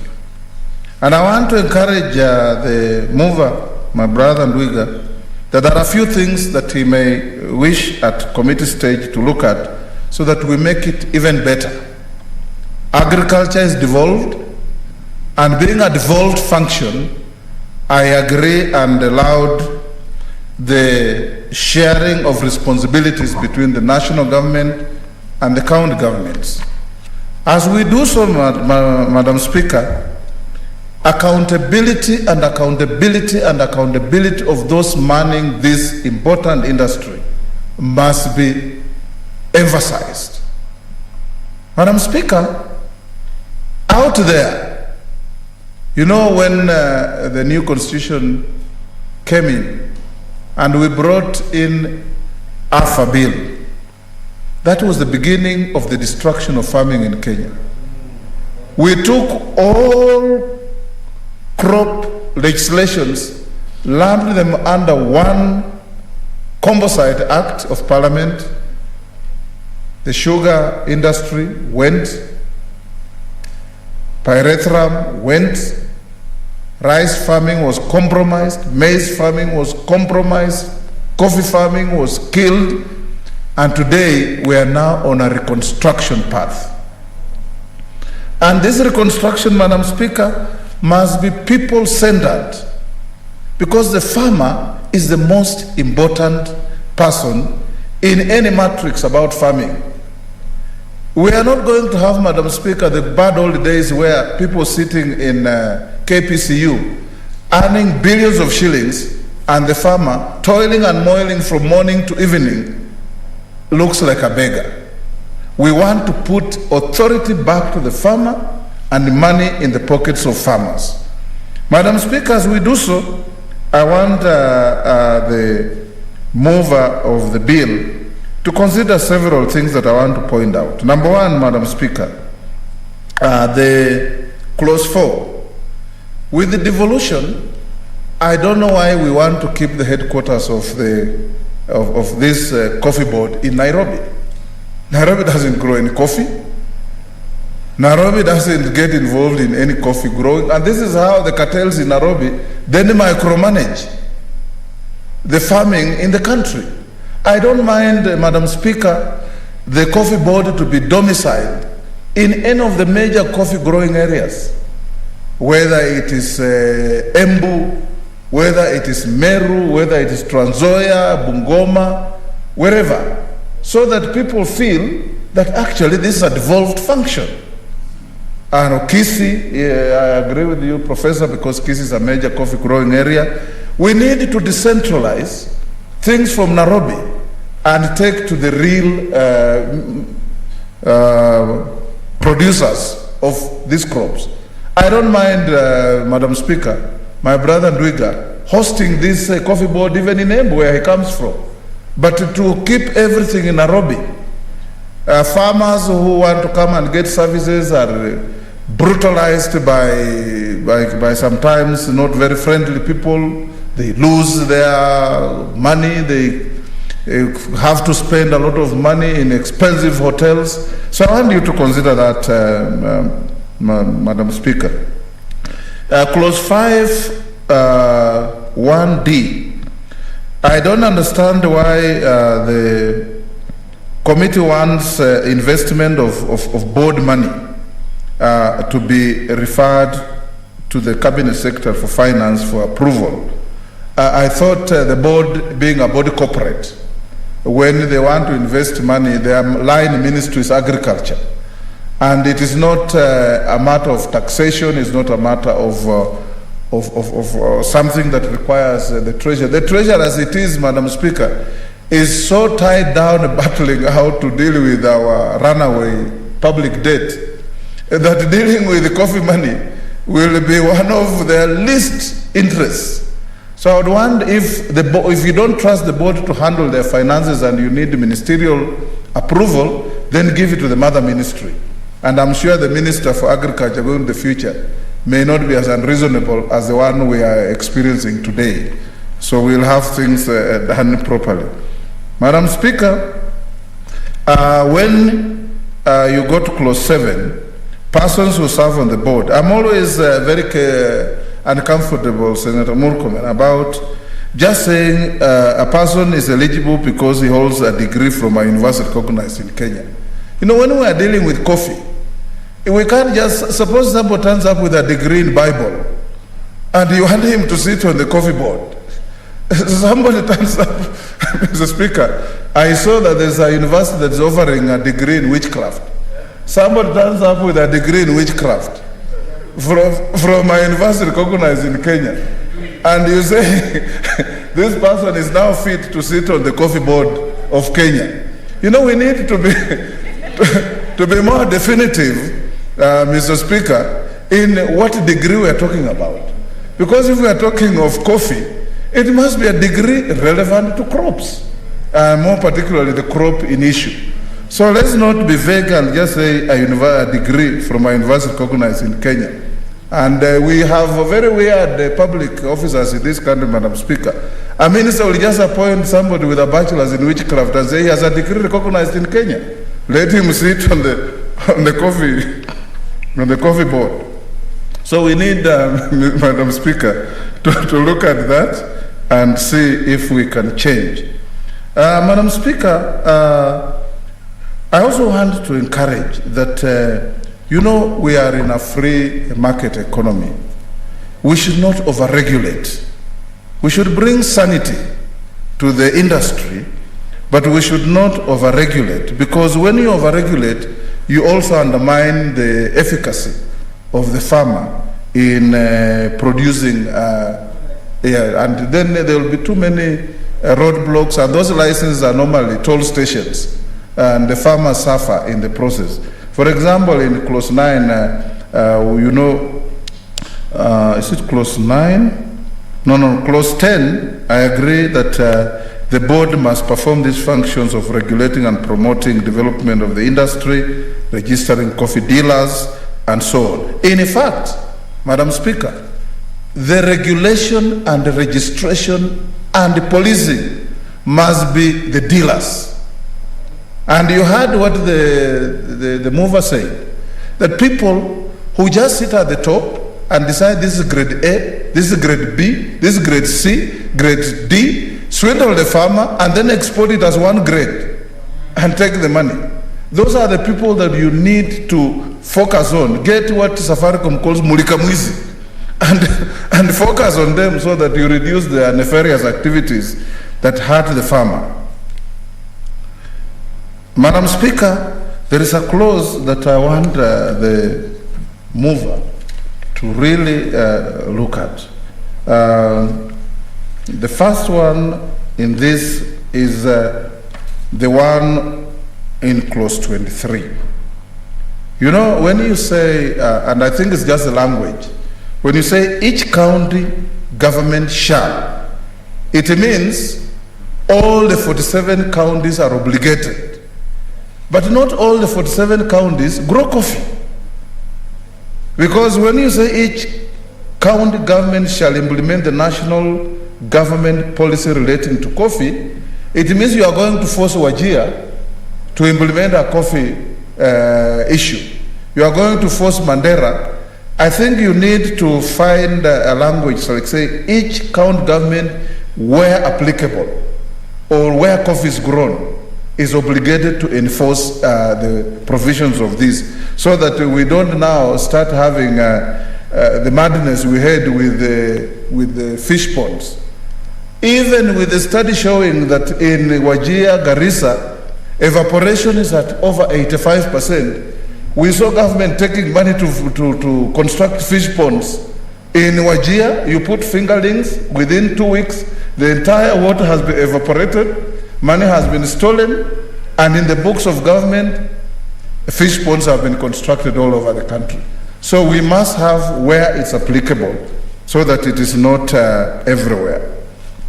Madam Speaker, we also I want to support the need for county governments to engage in quality control, which is very good. And I've seen a provision where you say when farmers seek licenses, they should not pay any license fees. That is very important, although we need to provide a penalty for an errant county government official who levies fees from a farmer when you have said no levies should be applied to the farmer. More importantly, Madam Speaker, is clause 26. And Peter, this is very critical. You say a person or entity shall not carry out the business of a coffee grower, nursery operator, or cooperative society, coffee association, or coffee estate unless such a person is registered by the respective county government in which the business is to be undertaken. I would want you to pluck out the coffee grower. Because when a coffee grower, if I have my land and the climate where I am is conducive for coffee growing, I don't need to go to register with anybody. All I need to do is to find an opportunity, get the nursery seedlings, plant your coffee, and deliver it where it can be processed. Because at this rate, we are going to create a situation where the county governments will behave like what President Museveni used to say, that, you know, immigration officers think their duty is to prevent people from traveling, and not to help people to travel. So the county governments will start thinking that their duty is to prevent people from growing, unless you go to them. And believe me, you Peter, when you go to them for this permit, you will pay money, even if you say don't pay. Because a cartel will establish itself somewhere that will deal with how to deal with this. And this over-regulation, I think we need to get it out of this statute. Madam Speaker, and why I even say that should be removed, Peter, Madam Speaker, through you, is that when you read clause 26 together with clause 27, then you see the danger. Because clause 27 establishes an offense, that a person who contravenes the provisions of subsection 1 on a registration commits an offense and is liable on conviction a fine not exceeding 1 million. Now, if a farmer wakes up and plants half an acre of his coffee, without that permit, he will then be arrested and be prosecuted and be fined 1 million shillings. You see the danger? So we need to remove that, Madam Speaker, so that we leave the farmers, anybody with their land who can plant coffee. All you need now for quality control is to license pulping, grading, and marketing, so that we are in a more orderly issue. In fact, Peter, if you look at, Madam Speaker, at then clause 29, it says such a license should be renewed every year. So a coffee farmer must go for a license every year for a crop that lasts 100 years. Then it doesn't make a lot of legal sense. And I would want to urge, Madam Speaker, again, Madam Speaker, the establishment of the coffee research. Again, I don't know what informed you to say that the headquarters of the institute, the Coffee Research Institute, shall be in Kiambu. Yes. Unless you are talking of the existing coffee research in Ruiru. Yes. Then, so that as counties that grow coffee, Kisii, Bungoma, Nyamira, wherever we don't want to start competing, then you should say that the Coffee Research Institute shall be the one already established in Ruiru, or something like that. Because when you say Kiambu, I will say, why not Bungoma? Why not Embu? Why not Meru? Why not Nyeri? Why not Kisii? You know, so that this ambiguity is clear. And the coffee research, Madam Speaker, should also be within this statute liberalized, so that the coffee research in Ruiru can actually open research satellites in Kisii, in Bungoma, in Kitale, wherever. Yes, good if it is. So that we can also have, we have different climatical conditions in various parts of the country. So that, and the research should continue, so that if we wanted to change the cycle of the Meru farmer from Mira to coffee, we should also have research that brings in various varieties of coffee. Madam Speaker, those are some of the issues specific to the statute. I want to say this, Madam Speaker, also, that this bill, and you remember the uproar we had here, I don't know if Professor Ngeri is here, when the current Minister for Agriculture took money from the World Bank and denied all parts of the country and put it in one region. We must take away this discretion from errand ministers. And Madam Speaker, I would want to urge that we have a provision in this act, in this bill, that says donor intervention funds for agriculture, and particularly for a crop like coffee, must be equitably distributed across the country in all coffee growing areas. Why would you put 3.6 billion in one area and ignore all the others? Yet this money can do a lot of difference for everybody else. So we need that provision in the Act. Madam Speaker, as I finish, coffee has made countries. Brazil is Brazil because of coffee. Colombia is Colombia because of coffee. Bolivia is Bolivia because of coffee. Madam Speaker, Kenya used to be a major coffee growing and exporting country. Those who went to school earlier, Madam Speaker, like my friend Peter and so on, and others, Professor Ngeri, much ahead of us, there was a book we read in primary school called The Journey of Mr. and Mrs. Mutabingwa, Kato, Kokogonza, and Jack. These fellows who left Bukoba to go to Dar es Salaam for coffee, to Zanzibar actually, for a coffee meeting. But the writer of this book traces a journey of coffee growing in Kenya, from Bukoba to Jinja, to Mbale, to Bungoma, to Kitale, to Kiambu, to Arusha, then to Dar es Salaam, and eventually to fly to Zanzibar. That is a book we used to read from January to December, at the end of 1 year in Standard 4. You have walked through East Africa with coffee. That tells you how important East Africa was as a coffee growing area. Uganda. Madam Speaker, can I beg for a little more time? Can I give you 2 minutes? 5. There are a lot of interest, Mr. Yes. Yeah? Just try to summarize. Okay. Madam Speaker, that journey tells you how coffee was important. Madam Speaker, as we talk about coffee, Peter Ndwiga will tell you, 20 years ago, Vietnam imported Ruiru 11 seedlings from Kenya to start growing coffee. Today, Vietnam is number 2 to Brazil in the growth and export of coffee. We gave them our seedlings, Ruiru 11. They are now second to Brazil in the growth and export of quality coffee. In Kenya, we are still struggling to reinvent a new statute to manage our coffee. You go to the countryside, and I'm happy you have put in this bill, Madam Speaker, extension officers. When we were growing up, Madam Speaker, every once a month, a man called Karakacha, agriculture officer, in the village they were called Karakacha. A Karakacha will come to your home, Madam Speaker, and will walk around with your father and your mother. And I used to see him whipping parents for neglecting their coffee. They will go around and see it is not enough to plant coffee. It is more important to look after your coffee. And by looking after your coffee, you have an income for your family. We want serious extension services to help the farmer.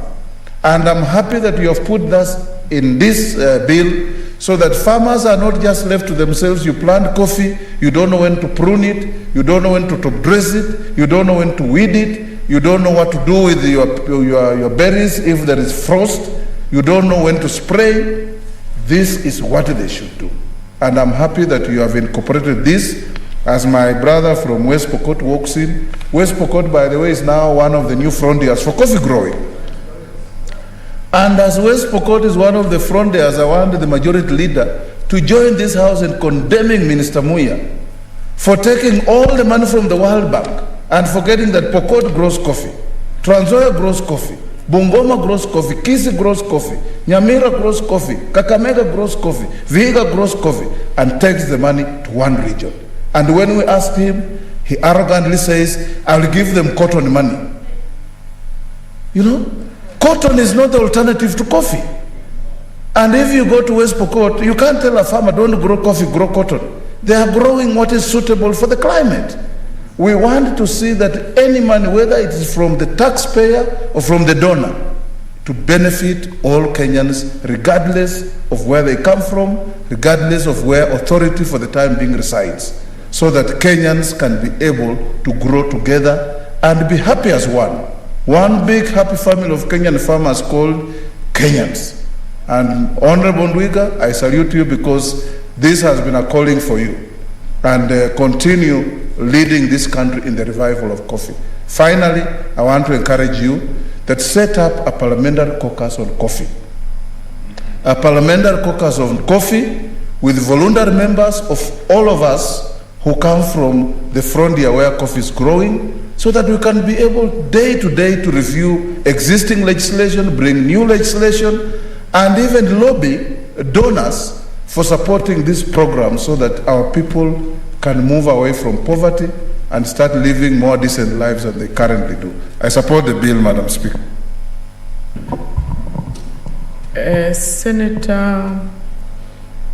I think Senator Gertrude will come after Senator Ongeri. I want to give this opportunity to Senator Ongeri for now. Thank you, Madam Speaker, for giving me the opportunity to contribute to what I think is the most important bill, Coffee Bill 2020, before this House. And I say so because there was a time in the history of this country during early years of our independence when we had this rather disastrous moment of Chepkube. The Chepkube was the black gold that gave the name of the coffee, that it was such a black gold, such an important element of our commodity, that people traveled, and I could see people carrying money in sacks from the banks to go and buy coffee in Webuye, Chepkube, the other areas, because the international market was such that it was able to scale the heights of the topmost prices internationally. And I know from my account where I come from, both Kisii and Nyamira, that we had one of the most effective cooperative society was the Coffee Society of Kisii. They are the most important imposing building, the Kisii Coffee Building, and whoever was the coffee manager in Kisii was a much bigger person than even the bank manager in terms of rating, because he handled a commodity which was precious in the hands of people. I'm saddened that there's been a complete erosion of this commodity that was able to put food on the table, that was able to educate our children, not only to the secondary level, but the universities, and also who are going out of this country got education because of coffee that they were earning from the small holding, which was properly organized, and they were able to deliver the cherries and other things to the coffee threshing places. Even the small little plot I have in Kitale, in Trans Nzoia, I see on the riverbed the coffee building, cleaning facilities which were there, and the coffee just disappeared like that. So what is this bill seeking to do? Because it's such a precious commodity, because it has a very high value, and I think Chair Nduiga, Senator Nduiga has testified today that he smiled the bank recently when this reorganization came, and when we started talking about this coffee and the cartels who had completely taken over. They didn't leave any room for anybody to come in, and if you came in, even if you are a grower, you were treated as an intruder. Because of this noise, and the Committee of Agriculture, which took action and started speaking loudly, and those of us who are members of the supporters of the committee from coffee growing areas, we made our noise known. You're beginning to see some level of sanity creeping in. That's why they are fetching the better prices. This is analogous to the tea situation. Recently, when we started making noise and we had an act or part of Senate here and National Assembly, I've seen KTDA in a very frantic manner trying to reorganize the assets. I even saw some of the dividends being paid from non-tea assets, non-tea earnings. In other words, the investment they had made in non-tea assets, they are now paying dividends which we never used to get before.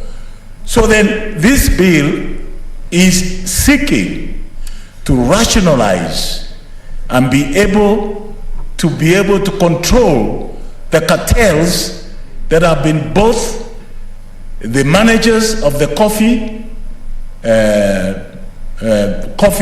industry, they have been the marketers, and they have been the ones who are collaborating with the international buyers. In fact, they are one and the same thing. In fact, if you check the buyers here and the buyers in London or in Germany or in Egypt or in the other places, you find it's the same group of people who are all over the place. And therefore, the farmer, the poor little scaleholder farmer, was held captive of these cartels, and they were unable to move. That's why you started seeing the coffee industry sinking. Similarly, pyrethrum sank under the same element. I don't know where we got this animal from, Alpha, the Agricultural Food Authority. It has completely messed up the agricultural industry, and more so having regard to the fact that agriculture is a devolved function, and therefore there was no order on handling individual crops, particularly coffee, pyrethrum, sugar, and tea. This has become a menace to a farmer in this country. And therefore, what this Senate must do is to pump sense into a legal process, a legal mechanism that will restore the dignity and the ownership of agriculture, of coffee growing farmers, so that they can be able to earn out of their sweat. What they now do, they put so much sweat, but what they get out is peanuts, because the costs are spread out. By the time the coffee society takes their dues, and then the marketeers, I call them marketeers for want of a better word, take the big chunk of the profit, the farmer, when he looks at the cutaway net profit, it's not something to smile about. And therefore the farmer is left in a desolate position. So then, what is it that is innovative in this bill? I think what is innovative in this bill is a company incorporated under the Companies Act, where there will be, in the Capital Markets Authority, where there will be an exchange for this commodity, so that at least this commodity will be open out there for the highest bidder. So that whatever is the auction value at the Capital Markets Authority, like all other commodities, that will be the price that is assigned to the farmer. So that's the innovative part of this bill. The second innovative part is separating the functions, both of the national government and the county government. And I'll come to that a little later, because those functions are clearly spelled out. Because if you want to have a controlled system, then we must be able to create those functions. And I think for any avoidance of doubt, if you look at Schedule 2 of this bill, we have now seen that the coffee buyer's license is a function of the board, which will be created, and then the independent capping laboratory license is a function of the board. The houseman's license is a function of the board. Coffee liquor license is the board. Processed coffee import permit is the board. Clean coffee movement permit for export is board. And then, of course, from number 7 all the way to number 15 is a county function. Coffee nursery certificate, commercial coffee miller's license, warehouse license, coffee nursery certificates, pulping station license, growers milling license, coffee roasters license, parchment permit from the county of origin, and clean coffee movement permit from the county of origin. And therefore, if you look at the separation of powers, I think the chair of the committee very appropriately have apportioned the functions. Why I'm bringing this schedule into this discussion is that when you look at the representation at the board level, then I think there needs to be a little bit of adjustment so that the county governments get more representation. Although you have assigned 2 directors who will be nominated by the Council of Governors, I would have liked to see a higher representation, because there are many more coffee growing counties, and we'll have a higher representation so that they are able to really do a good job. Even then, if that's not possible, then we must find a way on how the Council of Governors will be able to bring in very effective board operators, board members who are very effective in the operation of that function. Now, I did say that if you look at Article 10, the Board of Directors and their functions, one of the major functions that they will carry out, 10F, is conduct local and international coffee market intelligence and promotional activities, including the application of the Kenya Coffee Mark of Origin. I heard my good friend Senator Murkomen saying that the ODM party leader did say about the mark of Kenya product, and this is already contained in this bill. Therefore, the party leader was not out of already was thinking ahead of the bill which is before us here today. And therefore, one of the things then the board will be doing is to register, maintain and post and publish up-to-date register of coffee dealers, coffee growers, nursery operations, coffee cooperative societies, coffee associations, and coffee estates. Now, if you look at the Article 23, these are the same functions the county governments are also performing.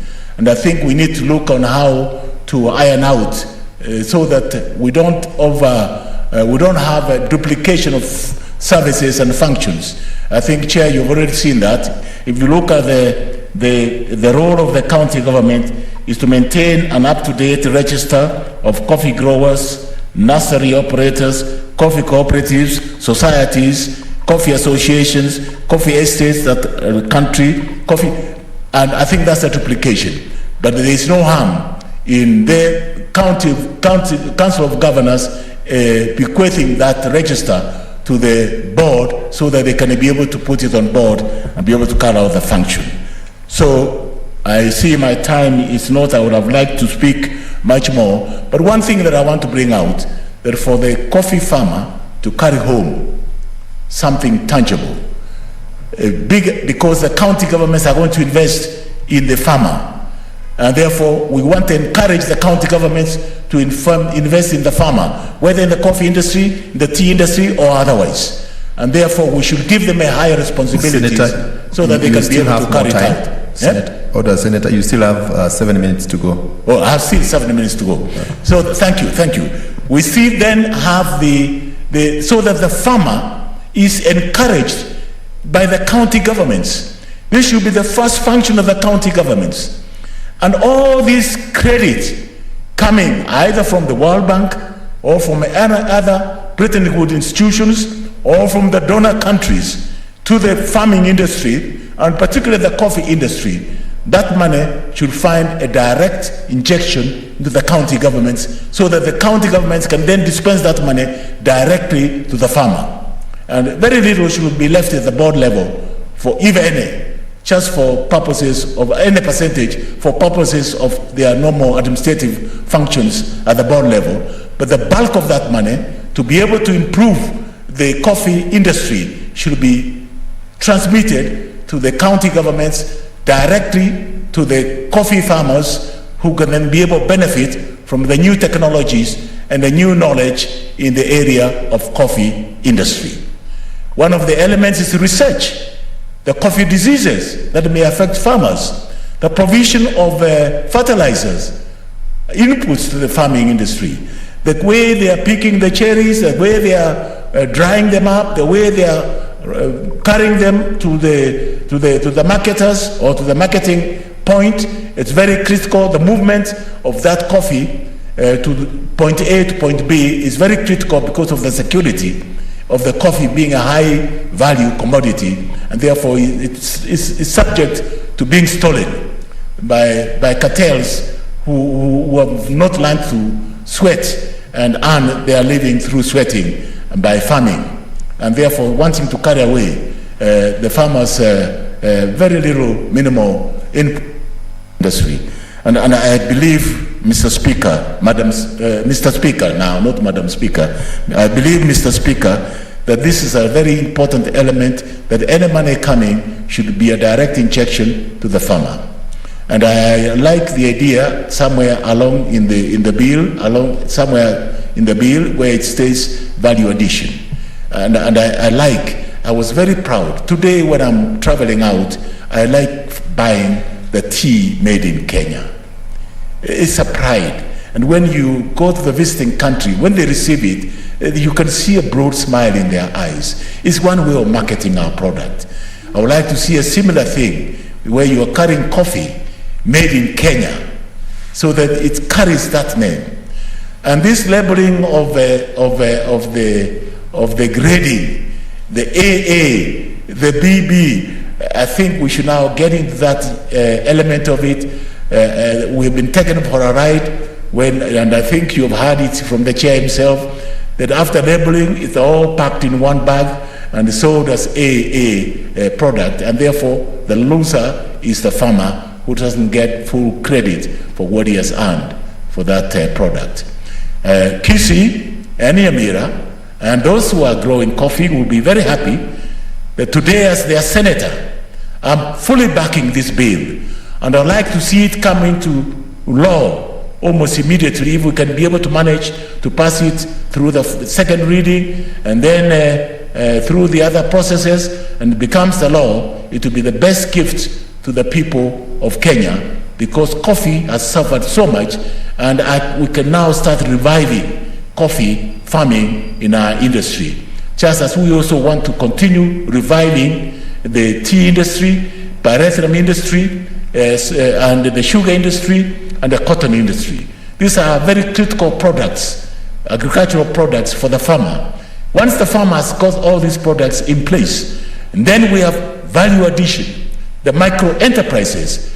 You will be able to make a farmer the richest person in this country. You will be a happy person and will be able to contribute to the economy, to the GDP of this country in a much more effective manner than hitherto he has done, because of the so-called marketeers and the cartels who have taken the role of earnings on behalf of the farmer, where the farmer has no opportunity to even recoup some of his earnings. With those few remarks, I fully support this bill. Senator Inima Gertrude Msuruve. Thank you, Honorable Speaker, for giving me an opportunity to support this bill. And it must be noted clearly that historically, from a very long time ago, around 1893, coffee was a very important cash crop from the time it originated.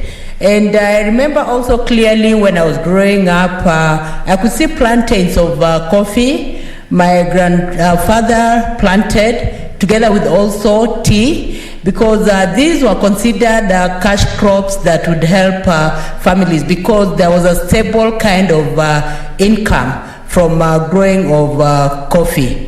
And I know, yes, coffee is largely grown in Mount Kenya regions, in Kiambu, and also other parts of the country.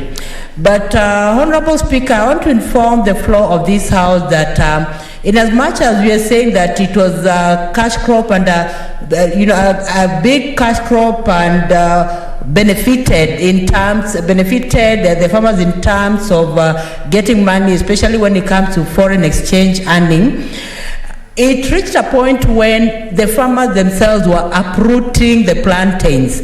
And I remember even in Kiambu, when I was a lecturer at JKUAT, there were also plantains at Karangaita farm, but they were all uprooted because the owners realized that coffee was not anymore being productive economically.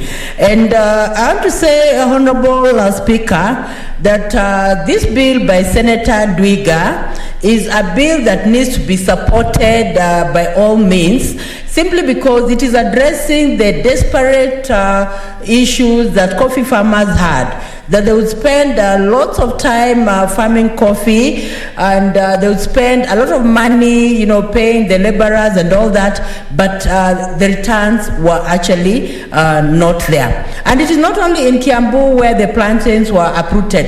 By the way, even in where I come from, where my father originated, They were uprooted. My grandfather was planting, coffee. But when you go there now, you find the trees are not there. They were uprooted a long time ago because they didn't seem to have any value addition. And this is the kind of desperate situation, Honorable Speaker, that our farmers go through.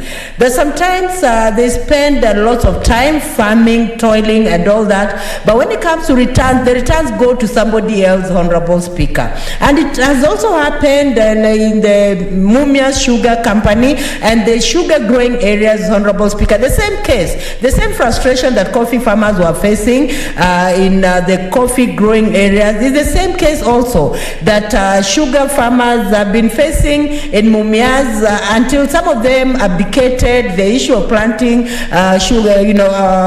sugarcane anymore. That you wait for so many years, you planted, but when it comes to the returns, they go to somebody else. In the name of brokers, Honorable Speaker. And issues of brokers in farming is real. And we have to look for a mechanism of ensuring that we are protecting our farmers from brokers, Honorable Speaker.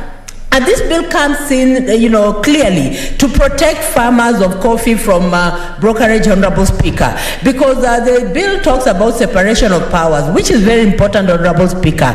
It cannot be that the same person who is farming is the same person who will do the milling, is the same person who will do the payment. Honorable Speaker, that is corruption at its highest level, Honorable Speaker, which we should not condone, Honorable Speaker. So this bill comes in handily to ensure that the issue of dialogue, the issue of exploiting farmers comes to a stop, Honorable Speaker. It has to be very clear that the person who is going to do the milling is separate from the person who is going to farm, is separate from the person who is going to make payments, Honorable Speaker. And it is very clear, Honorable Speaker, that as a country we have signed very many international laws to protect our farmers, to protect even the health institution, because these are core institutions. When it comes to farming, it is a core institution.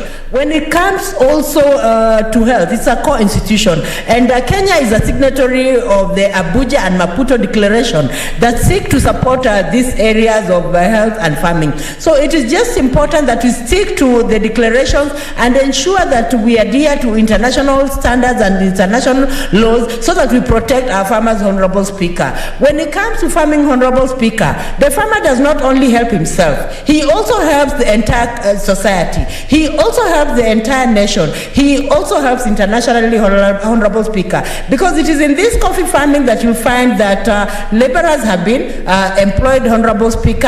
And if laborers are employed in the farming area, it means that there's creation of employment in the area where coffee is being planted, Honorable Speaker. And that addresses one of the major issues that we have of unemployment, Honorable Speaker. And when you're talking of an issue of employment, Honorable Speaker, it does not have to be blue-collar job where you find yourself in a tie and coat and suit and good skirt suit, sitting in an office. Even blue economy comes in to support the employment industry, Honorable Speaker. And farmers play a big role, Honorable Speaker. They employ themselves, they employ their friends, they employ their neighbors, Honorable Speaker, and they're able to earn a livelihood out of that. So there's need for us to ensure that we are supporting farmers, we are protecting farmers, and this is what this bill seeks to do, Honorable Speaker.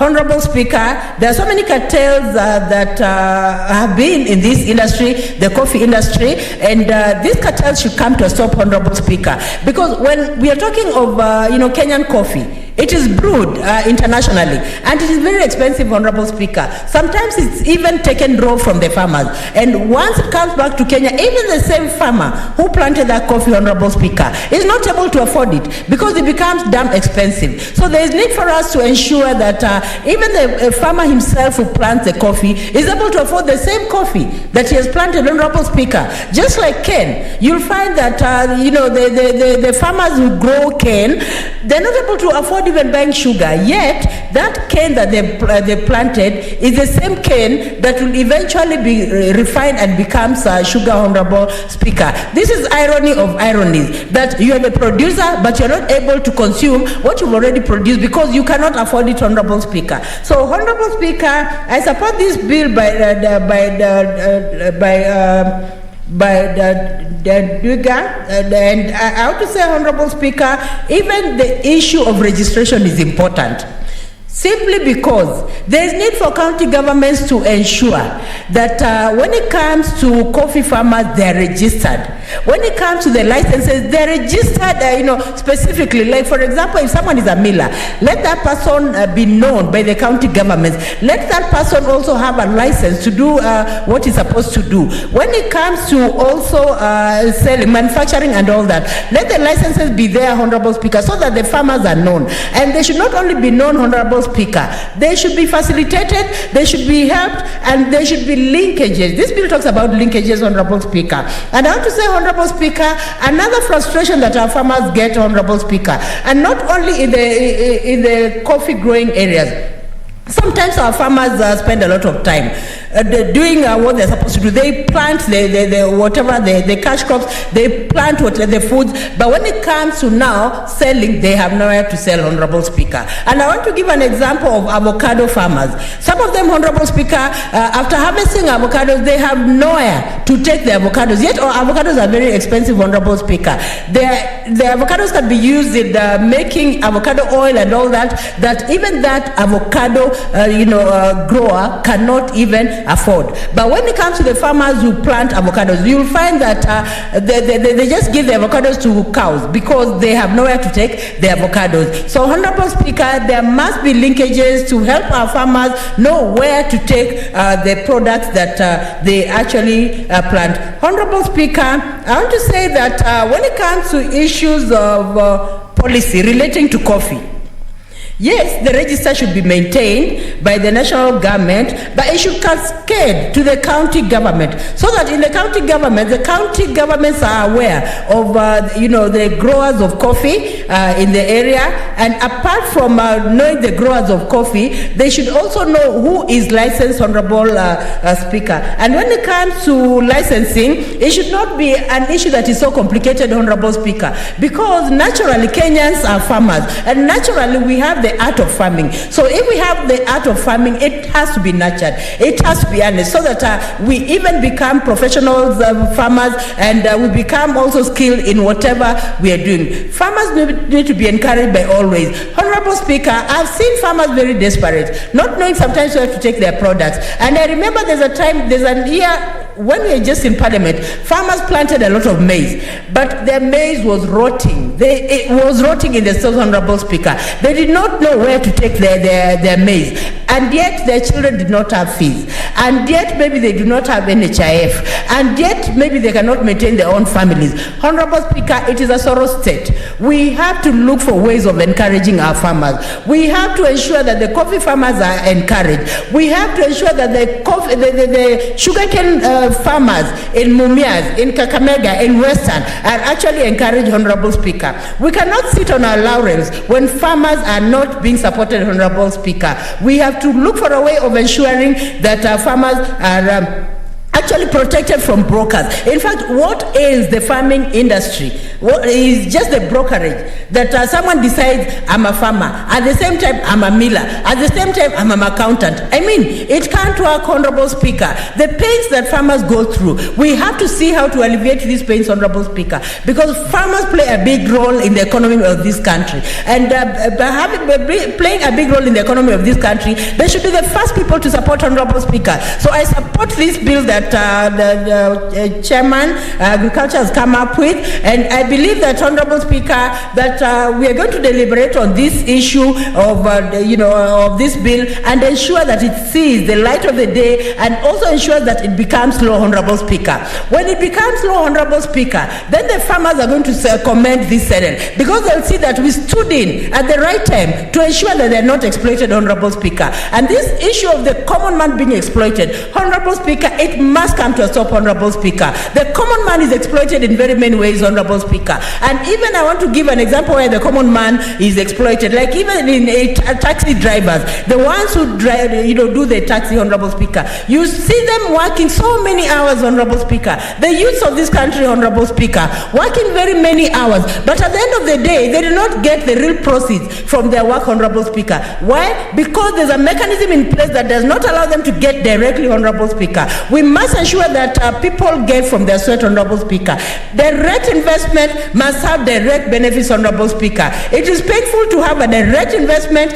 You have taken loans from the bank to do direct investment, but when it comes to rewards, it is diverted, Honorable Speaker. I can feel the pains of the farmers in Kiambu, Honorable Speaker. I can feel the pains of farmers, sugarcane farmers in Mumias, Honorable Speaker. The farmers in Western, Honorable Speaker, they must be protected, Honorable Speaker. And there is need to ensure, Honorable Speaker, that laws are in place, Honorable Speaker, so that when it comes to even issues of sugar, issues of coffee, issues of farming, they should not be politicized. Policies have to come in place to ensure that our farmers are protected, Honorable Speaker. They have a right to earn from their sweat. They have a right to educate their children. They have a right to go to hospital. They have a right to afford NHIF. They have a right, Honorable Speaker, because they must eat from their sweat. Thank you, Honorable Speaker, and I support this bill. Senator Chionga.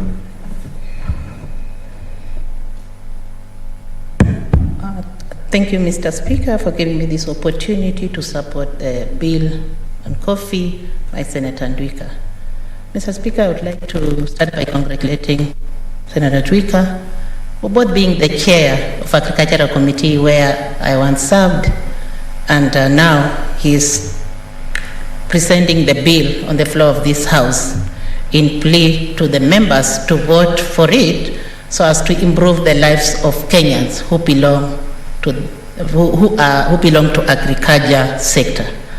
Mr. Speaker, to start with, I want to say that over 70% of the rural households depends on agriculture in Kenya and even globally where agriculture is practiced. Coffee is not left behind because it's part of the agricultural crops that that contributes to the growth of the economy, both in Kenya and for those countries that are doing agriculture. It is with this in mind that we really need to appreciate this bill. We really need to up the game when it comes to agricultural crops that we value, that brings the economy or grows the economy of this country.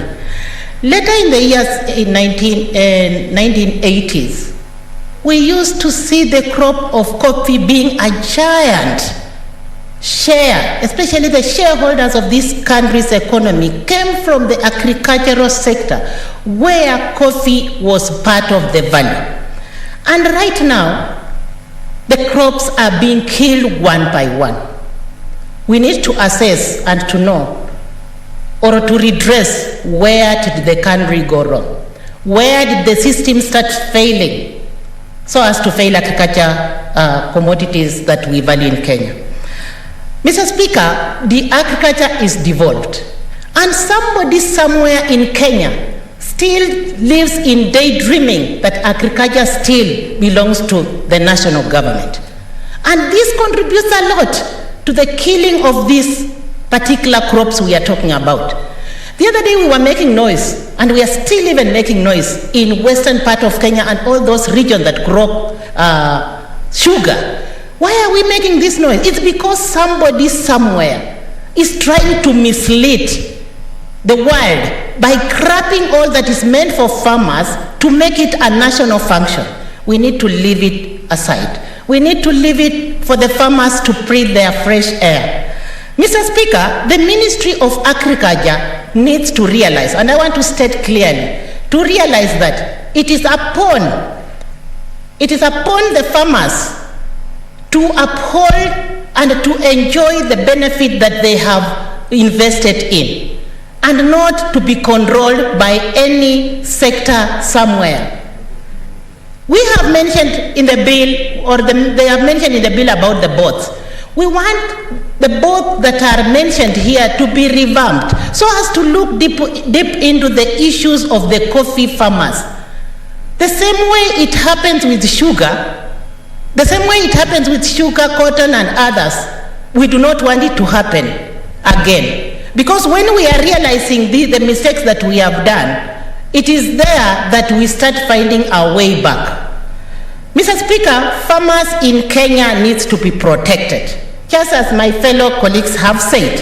And it is from these bills that farmers will be protected, because we shall have the reference point.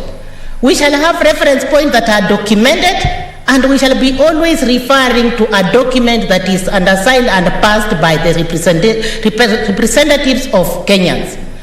Mr. Speaker, I want to say that people tend to ignore a lot of things that are very obvious. And one of the things that they tend to ignore, it is agriculture. We want to tell the people of Kenya that we are here to protect them, we are here to make policies, we are here to bring up bills like the one Senator Dwika has presented, so that the Kenyan people know that their interests are valued. And not only their interests, and we do not want to leave this interest to a written document, we want it to be implemented. We want the country or the concerned parties to implement what we document here and what we pass here. I wish again to say that the noise that we have made, I wish it becomes a smile, the way Senator Ndwike is saying that there are smiles all over when he's headed to the bank.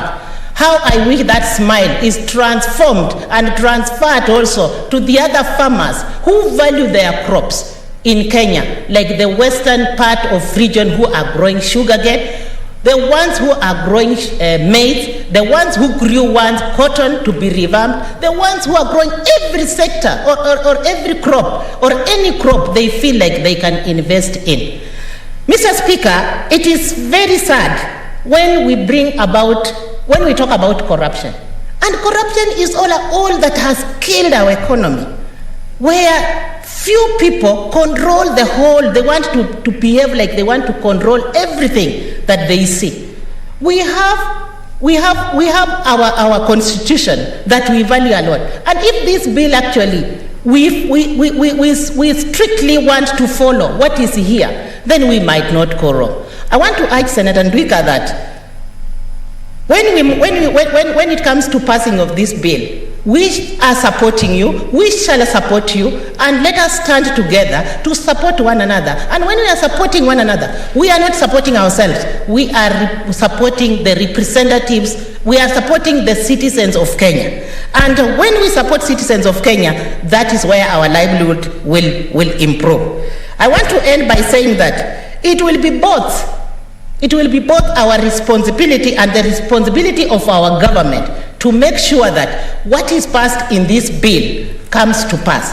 And any other bill that touches on agriculture, let us embrace that bill, let us support that bill so as to make sure that Kenyans who are suffering on the ground there, they realize the benefits of agriculture once again and their life be revamped. Thank you, Mr. Speaker, and I support this bill, and I congratulate Senator who has brought it. Thank you, Mr. Speaker. Senator Sani. Thank you, Mr. Speaker. I beg to support and congratulate the Committee on Agriculture, Livestock and Fisheries for this very, very important bill. I just want to contextualize the importance of this bill by saying that the value of coffee as a percentage of all export goods represented in 2017 5.5%, while its share of GDP is at 0.22%. Mr. Speaker, this is very high. I suspect the figures now would even be higher because this data is a bit dated.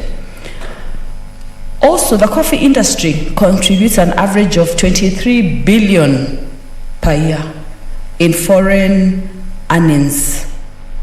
This comes forth after tourism, after horticulture, and after tea. This just contextualizes the importance of coffee in a country where up to 80% of the people actually practice agriculture.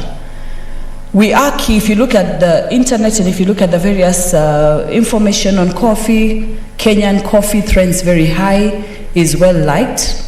In fact, it is one of the world's 5 best coffees in terms of a brand. So well recognized and well known.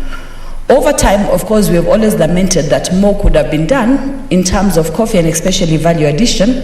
And I had other members mention this earlier.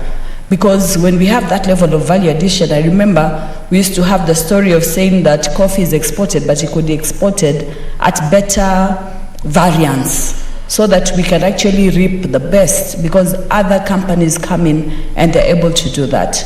And I see that the institute that has been put into place, apart from other responsibilities, also has that to take care of.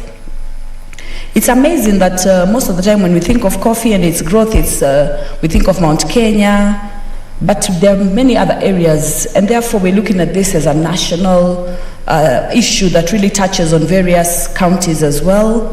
The Abadia Range, Kisii, Nyanza, Bungoma, Nakuru, and Kericho also topping up. So, Mr. Speaker, I'd really want to congratulate the Chair of Agriculture Committee. When I looked at this bill, I thought this is the sort of bill that you'd want to have for so many other sectors in terms of the crops. Be it tea, be it pyrethrum, for example, indeed be it coconut. Because we find in terms of our typology in Kenya, different plants are really, taken care of in different parts of the country, but very useful for those communities.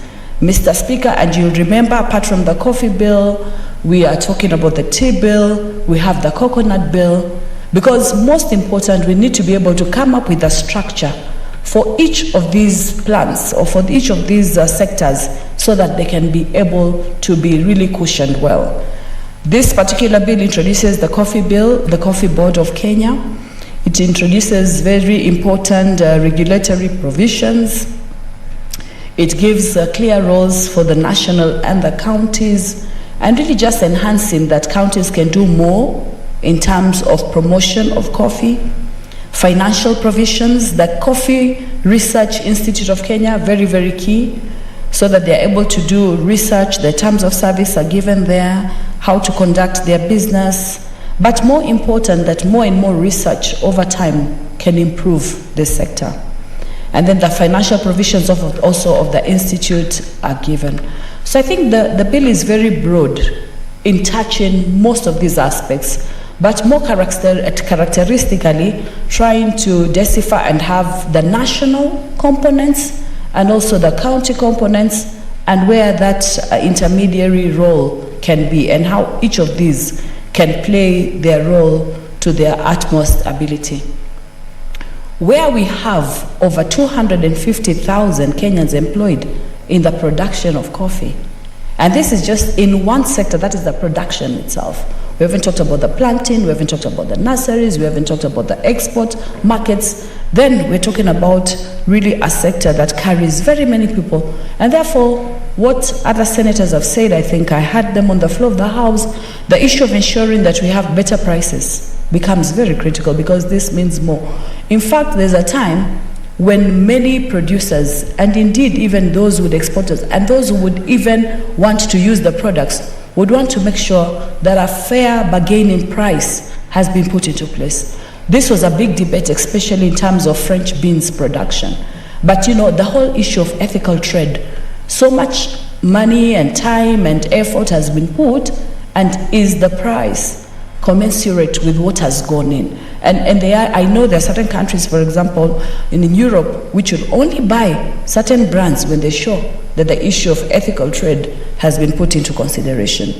So the issue of making sure that there's money in the pocket, I had that being mentioned, and also regulating on market issues, especially the marketing. And I think I had Senator Musurube speak to this a few minutes ago, talking about that it's not just not important, it's just not enough to be able to produce the product if you're not able to market it well.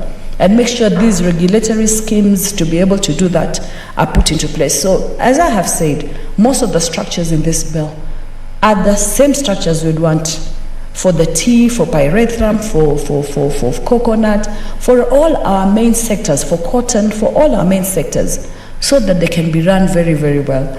I remember some time back there was a debate of whether should we have this legislation as separate legislation or one standalone legislation for crops. But I think what came out from it is that most of these sectors are so particular. So it is important to actually designate and be able to disaggregate all of them so that you're able to do this. I think it was Senator Wetangulo spoke about parliamentary caucus for coffee within Parliament. I think that's very, very important. And indeed also parliamentary caucuses also for all the other important aspects for the various crops. Mr. Speaker, it's a very well written bill. I just want to alert, even before I go into the provisions of the bill so I don't forget, at clause 25, we need to be able to correct that spelling error there. At subclause 2, line number 2, an applicant for a license under subsection 1 shall submit an application in the prescribed, I think the word intended is form, F-O-R-M, and not from, together with the prescribed fees, because that's important, and that gives the general provision.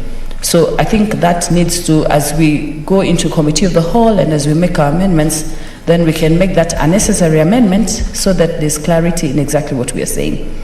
This bill is to ensure development and promotion of coffee industry and for connected purposes, and that coffee board makes it very, very essential for them to be able to do this with their specific roles and their specific responsibilities, which are very clear, which I will not go into. Mr. Speaker, maybe just to ask from the chair of this committee, even as we bring in our ideas and recommendations, at clause 17, where we're talking about, I think, about the board there and the qualifications and the person there. We have the qualification. A person is qualified for appointment as a corporation secretary if that person holds a degree from a recognized university. And I don't know whether you have this maybe later on in the regulations, but I would propose that not just a recognized university from recognized degree from a university, but within that related area for which this bill is dealing with. So that somebody with a background in agriculture or in something that is going to be useful and more targeted, so this person will be also better informed. And then at part 3, the role of the county governments, that's very, very clear. Throughout the bill, the provisions for the national government, I think, have been outlined clearly, but there we have the role of the county governments, and I just want to confirm whether the specific responsibility for the county governments has been prescribed directly. I don't seem to be able to pick up on it directly. I think I saw something like that. I saw on the arrangement of clauses, we have role of the county governments, and I think the intimated understanding is that all the other roles are national, and now we're just specifically talking about the county government's role, rather than have the county governments, the role of the county governments, and then also the role of the counties, as most of the legislation has tended to have. But each of the county governments, each of the county governments shall implement the national policy, of course, which is very important, and maintain up-to-date register.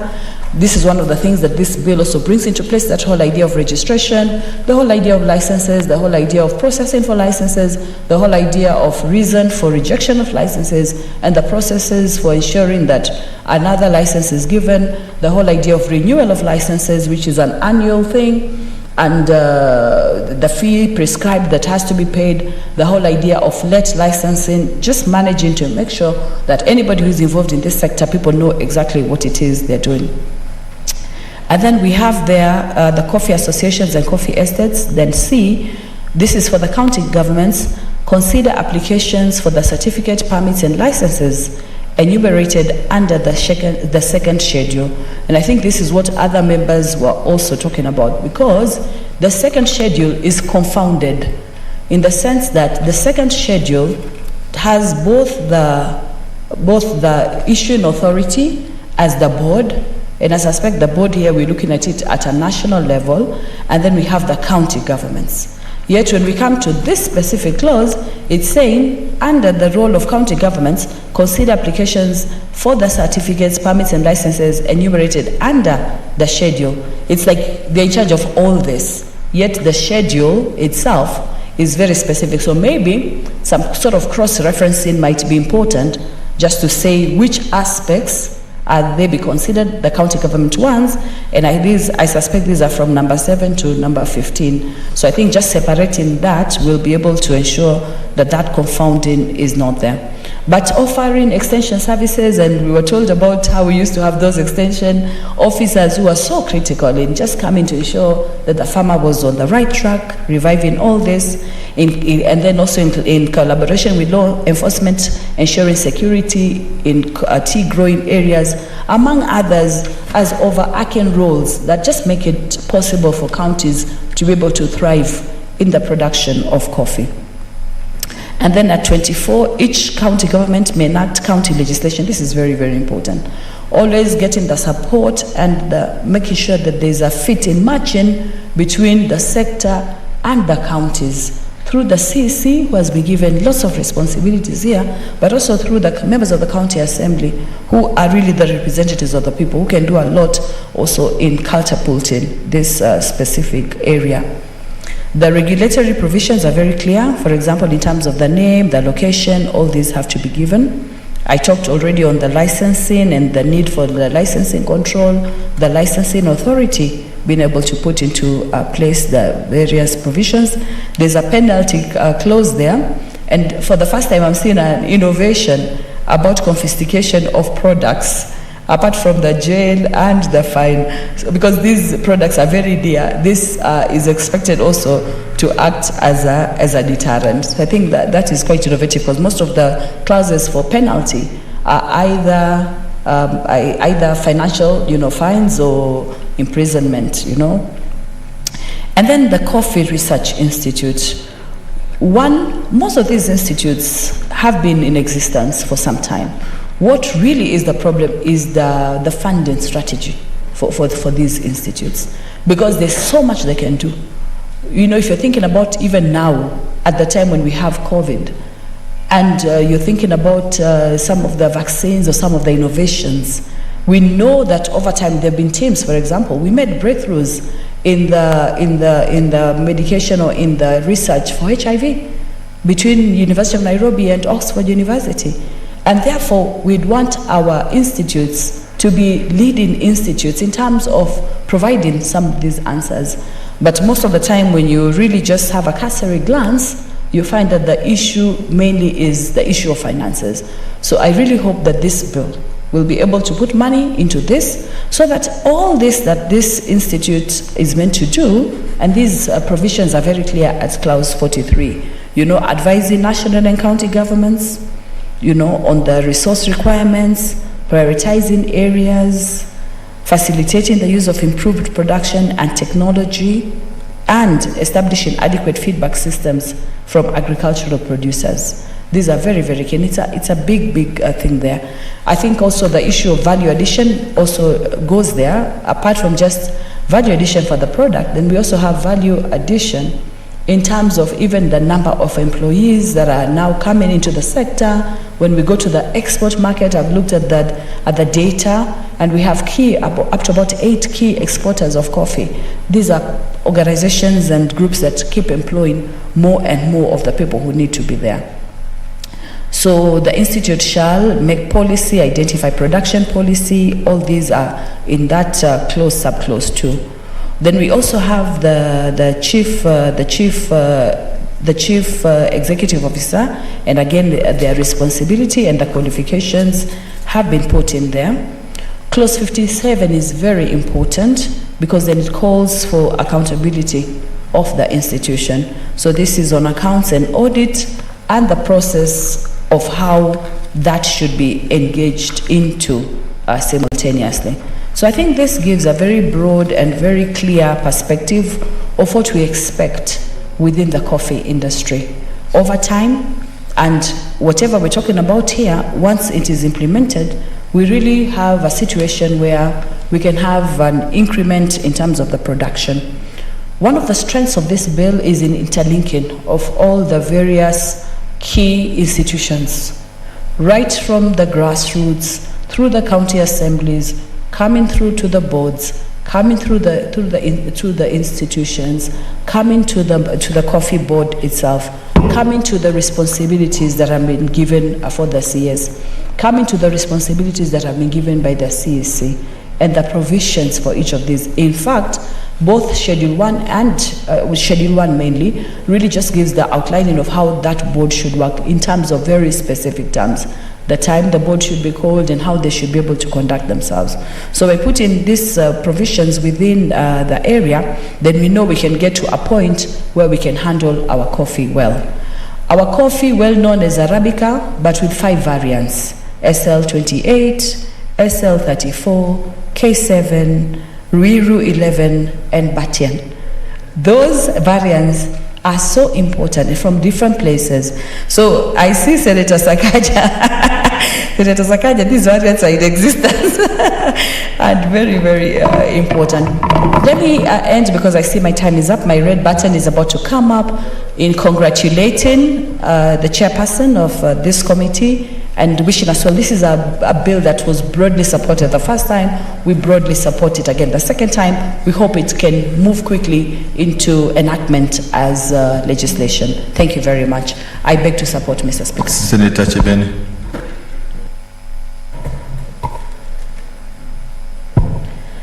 Thank you, Mr. Speaker. Mr. Speaker, I also rise to support this bill by Senator Ndwiga. I think this is a very important bill in this country. And Mr. Speaker, for a very long time, coffee farmers have been at a disadvantage. The sector has had issues to do with, dipping of prices, financial indiscipline, climate change, among other issues. But nothing has been done in this sector. And this has led to reduced productivity over time, massive financial losses in the sector, decline in the performance of the sector generally. Mr. Speaker, I say this is a timely bill because the sector needed a complete overhaul. And I think this bill has just come to do that. And it is going to give hope to coffee farmers in Kenya. Mr. Speaker, there are various provisions in this bill that I think are very key. And first of all, this bill seeks to separate the roles of the national government and the county governments. And when I look at clause 23, it gives the roles of the county government. And one of the main roles that it highlights is to maintain an up-to-date register of coffee farmers, nursery operators, among other people. And I think this is a neat way of doing things, Mr. Speaker, so that we know who is who and who does what in that sector. The other role of the county government is to offer extension services on coffee production, and I think this is very important. Extension services are very important to farmers because it allows them to, understand the general feeling of coffee growing, and this extension officers will help the farmers in solving problems that are to do with growing of coffee generally. Mr. Speaker, when you look at provision G, it talks about enhancing security in coffee growing areas. Not long ago, I think there was an issue somewhere in this country where coffee was stolen. So I think it's very important that we beef up security in coffee growing areas because this is a valuable crop, Mr. Speaker. When you look at H, it talks about monitoring and reporting of incidences of pests and disease outbreaks at the county level. I think that is also quite important so that we keep a record of that, Mr. Speaker. When you look at clause 37, it talks about establishment of a coffee research institute. Well, there's one in place, but I think it's very important because this will exclusively deal with coffee challenges and especially through research, Mr. Speaker. It will ensure quality production of coffee, and this will ensure that we achieve high grade of coffee in the country. Mr. Speaker, times are changing. We have technological changes, climate changes, and therefore a research institute that will deal with these issues is very important and key in this country. It will